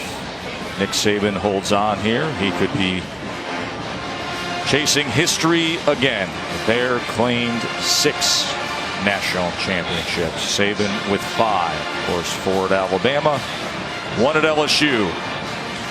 And was just a second away last January from tying the Bear. The amazing thing, as great as his numbers have been and his success unprecedented at Alabama, he has not fared very well in Sugar Bowl games as the Alabama head coach. This would be his first win in 4 tries.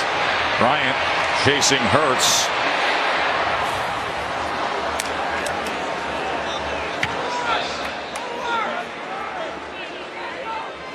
Somebody on the Alabama sideline, I don't know if that was Coach Saban or not, but somebody got wiped out. I think it was Nick. On that rollout, I think that was Coach Saban who got run over on the Alabama sideline. Let's take a look here, Tom.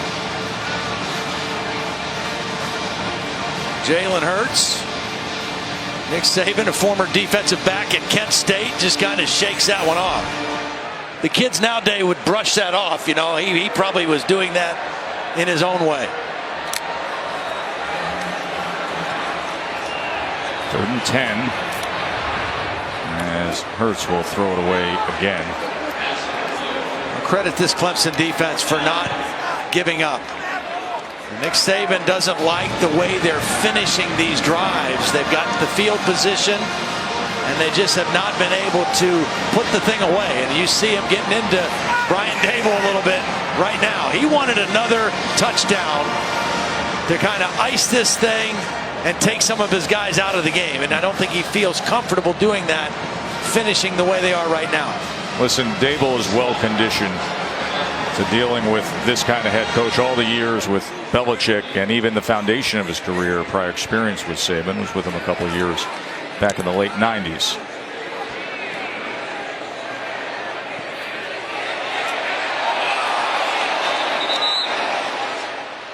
Just over 7 minutes to go here in New Orleans. Ruling on the field is touchback. First down.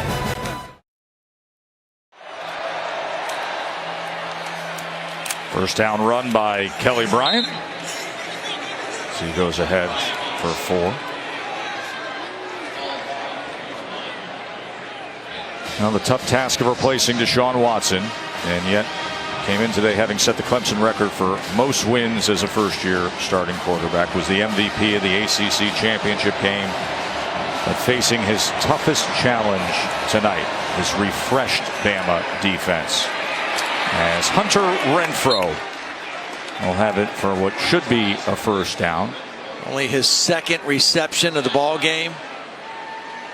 Again, the last 2 years, he has really been a thorn in the side of Alabama. 17 catches, 180 yards, and 4 touchdowns. They have held him completely in check tonight.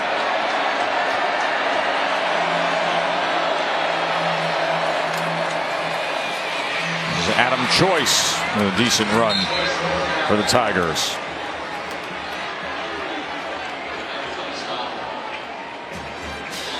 Clemson just has not been able to manufacture any real big plays. Very few plays beyond 10 yards for this offense tonight.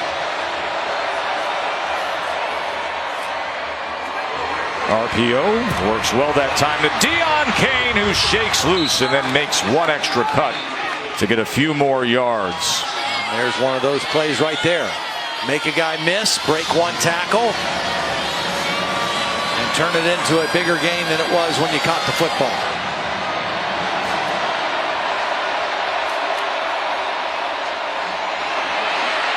Jennings was getting after Kelly Bryant that time.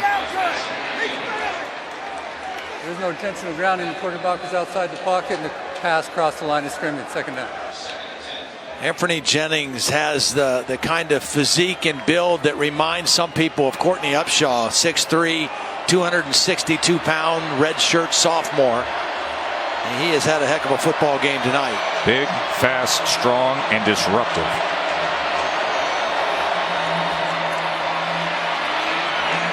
Having to go up for it was Cain, and then was cut down that time by Averett.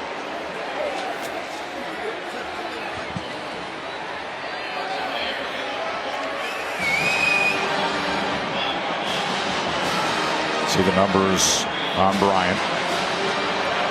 This is another thing that Clemson wanted to do tonight, is put Hunter Renfrow and Deon Cain on the same side of the field into the boundary. That's where they are. That was a big part of what they wanted to do tonight, but they haven't had many opportunities to take advantage of it in the ball game tonight. 3rd and 3. And Renfrow, as they are wont to do, was the target on 3rd down. See, when it's 3rd and 3 to 5, he becomes a really valuable receiver because he's quick, he knows how to work in space, and he has great hands. When you get 3rd down and 10 or more, he becomes less of a factor in your 3rd down pass offense. 31 career catches now for first downs, converting 3rd downs.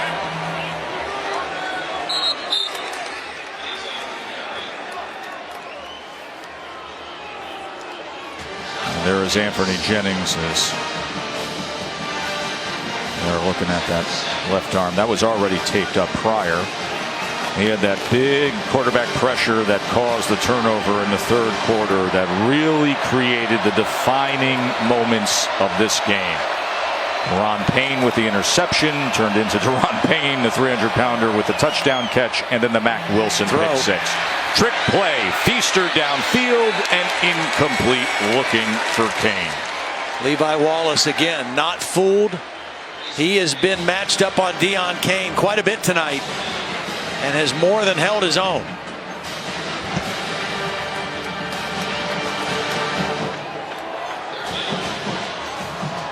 See our down marker with the camera on it, stationed right in the midst of the defensive substitution. 10th play of this Clemson drive. 3rd and 7.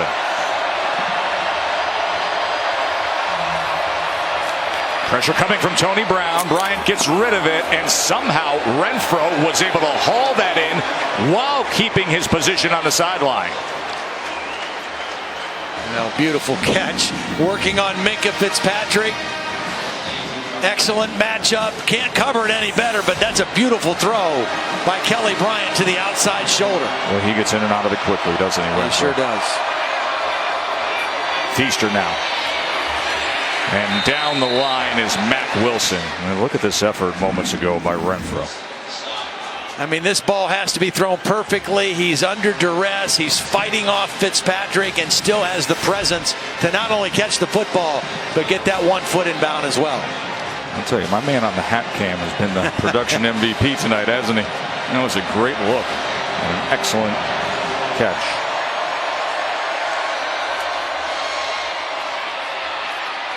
Straight up and spinning ahead towards the 11 that time was Feaster.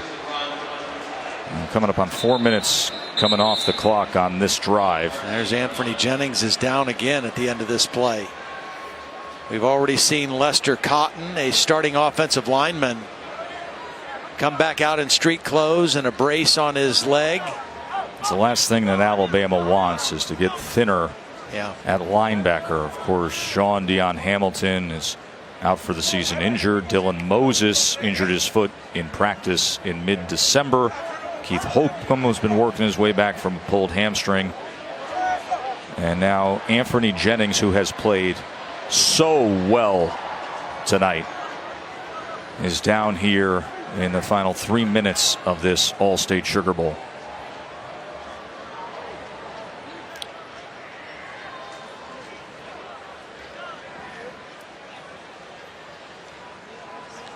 Well, this position has just been such a hard hit area all season, and the linebackers are used in so many ways. They're so versatile in this defense. And Anthony Jennings has had a heck of a ball game tonight, and you just hope that he's going to be okay and be able to continue to play on if Alabama advances to the championship game next week. Todd, I get the sense this didn't surprise you tonight. It didn't, because I just knew that Alabama was still one of the 4 best teams in college football. There was so much talk at the end of the year and when the committee was making their decision that maybe they didn't deserve it. Yes, they limped down the stretch, but it was because of injuries more than anything. And they didn't play well against Auburn, and they're the first to admit that. But they're fresh tonight. They're rested, they're healthy, and they've proven that they're one of the 4 best teams in college football and have made a dominant statement tonight against the #1 team in the country.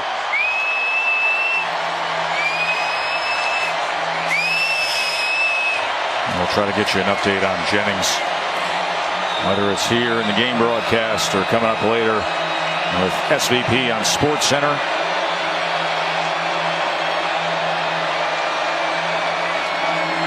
Third and 4. That was low and incomplete. Yeah, I think it bounced off the turf. I would say the only thing that would be really concerning for Alabama right now, as you take a look at this replay, the hands tried to get under, but it bounced up to Hunter Renfrow, is that last injury to Anthony Jennings. The linebacker position has already taken a real toll with injuries. The play of incomplete pass is under review.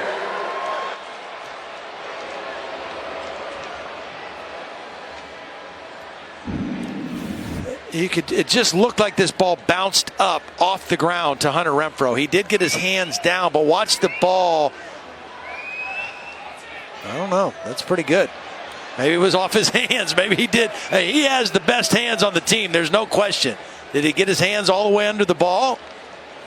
Let's bring in our rules expert, Bill Lamagna. Billy, what do you see? The first reaction was that had to bounce up off the ground. Yeah, it looked like it. But on that views we've had here, that bounced up off his hands. Yeah. I expect replay to reverse this to a catch. Now, the thing that'll happen with that when they give it the catch is they're going to start the game clock again. 2.5 minutes to play here. Yes. Guy is such a good football player. He really so much is. fun to watch. As a younger brother that is a tight end, a freshman tight end on the team. Well, he was a scrappy 150-pound walk-on receiver. Went on to earn a scholarship and went on to become a championship game winning hero for the Clemson Tigers, Hunter Renfrow. After review, the ruling is the receiver did maintain control of the ball. It's a completed pass. 4th down, the 9-yard line. Good reversal. Good job by the replay officials.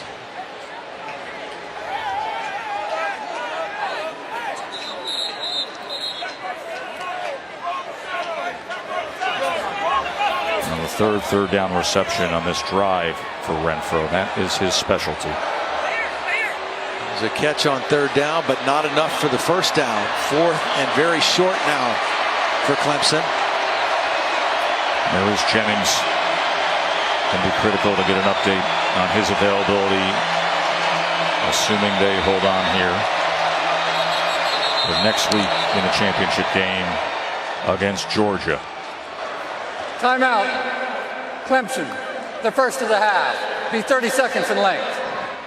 College football playoff national championship weekend in Atlanta. Going to be the place to be, whether your favorite team is playing or not.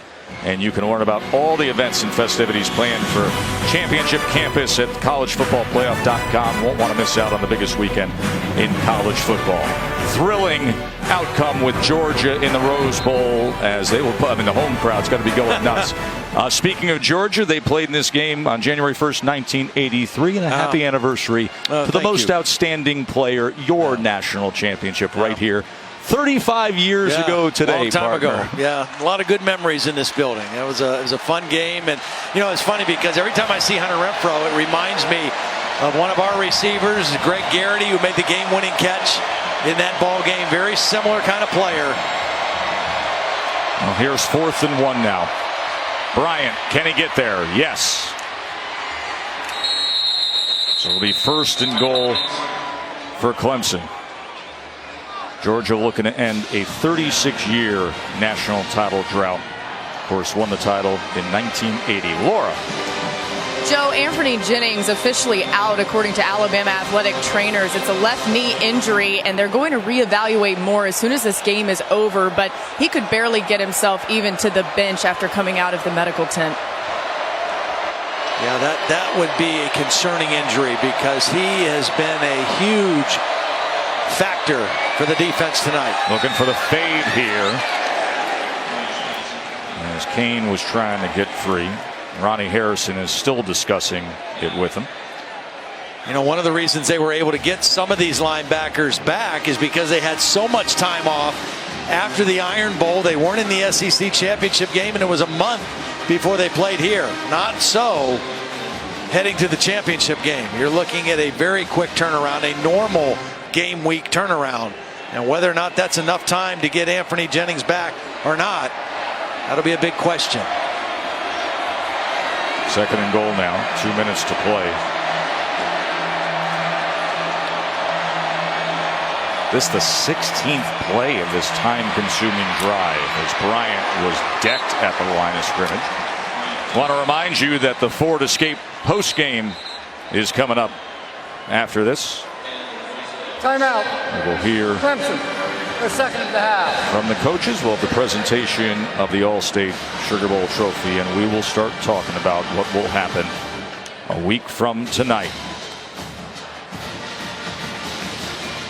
Georgia, Alabama will mean Nick Saban against Kirby Smart, his longtime defensive coordinator, and we know every time a former Saban assistant faces off, you hear the stat, and now it's up to 11-0 is Nick Saban all time against his former assistants. And by the way, all 11 of those wins come by at least 14 points. Well, Kirby was with him a long time, has modeled what he's doing at Georgia in his first 2 years. A lot based on that process, that model that he learned from Nick Saban. And he is building something there that's not going to go away anytime soon either, the way they're recruiting right now. 3rd and goal. Bryant to the end zone. Incomplete.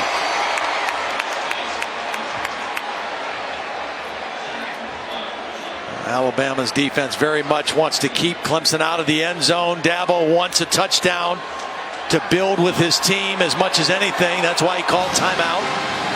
And it's coming down to this play on 4th and goal.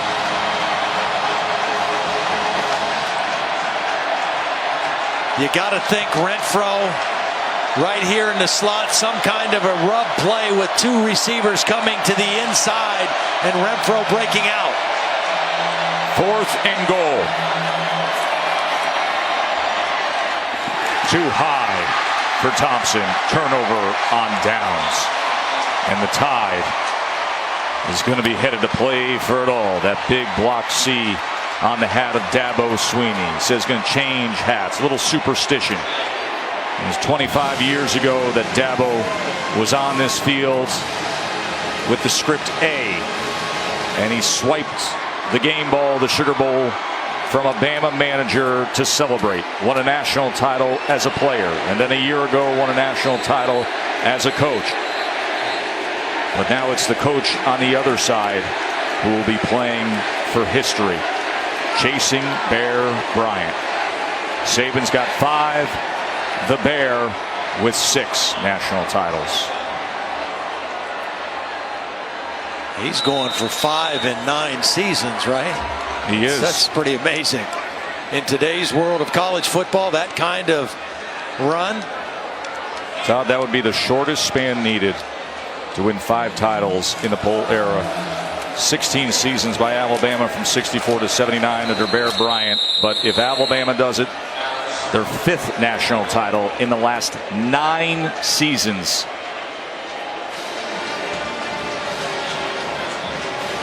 Well, the one thing you know that Nick Saban and his staff and his support staff knows about since they've been in the playoffs every year is getting a head start on both teams that were playing in that Rose Bowl game earlier today.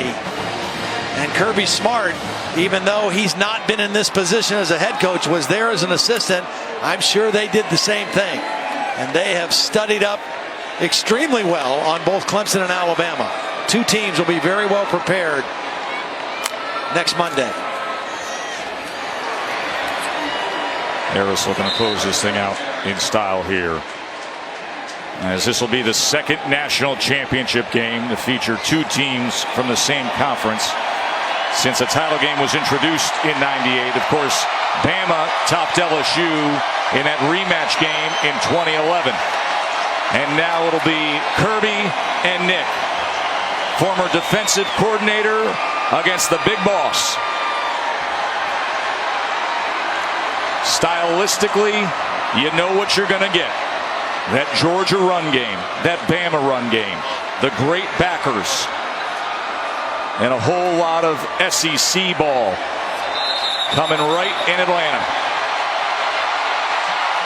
We talked about both defenses being great in this ball game. Clemson held Alabama to 258 yards, but Alabama was even better. 188 yards of total offense for the Clemson Tigers, and Alabama gets the win. 24-6. Clemson held to 188 total yards by that refreshed Bama defense. Kelly Bryant just 124 yards passing through 2 interceptions. Time for some fried chicken and some pig feet. That's what he says his favorites are. Time now for our AT&T Field Pass. Here's Laura. Thank you, Joe. Coach, this team put their destiny in others' hands at the end of the regular season, but were given another chance. How did they take advantage of that opportunity tonight? Well, I think what we wanted to do is reestablish our identity. I thought we lost it in the last game of the season, and the guys overcame hard. They played hard in the game. We were physical.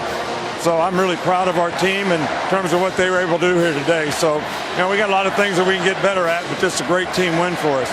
Deron Payne with an interception and then a touchdown reception on the other end. What can you say about his performance? Well, he's played well for us all year long, and he's a great athlete for a big guy. So he got a chance to make some plays today. Now an all-SEC national championship, and you'll face off against your former assistant, Kirby Smart. Your thoughts? Well, I'm proud of the job that Kirby's done there, and they got a great football team. So, it'll be a challenging game for us, and, we'll enjoy this for a little bit, but then we got to get ready for that one pretty quick. Coach, I got to ask if you're okay, because we did see Jalen Hurts run into you and knock you down on the sideline. Everything good? I'm good. I'm really good. All right, thank you. They don't make them like they used to. Joe. Says Nick Saban, the 66-year-old coaching legend who had his starting quarterback run into him. But you know what? It's all smiles after a win. Holly. Well, Coach is walking through right here, but it is a 4-point game. Clemson has the momentum, and you get that pick. Yes, ma'am. What did you see on that play that allowed you to get that? I was just reading my keys, and I seen Anthony Jennings rushing that edge real good, and I seen the ball come out, and I just caught it and tried to go as far as I can. So then they call your number on offense at the goal line, and you've had that package in before, but at what point did you know they were going to actually throw it to you? We've been running it for a minute now, but I didn't think they were going to do it this early. But I'm so happy they did it, and I'm blessed, and just thankful for the opportunity. How many touchdown passes do you have in your career that you've caught? I caught one at high school, and then this one, so that'll be my second one. How good are those hands? Yeah, they excellent. They should put me at wide receiver.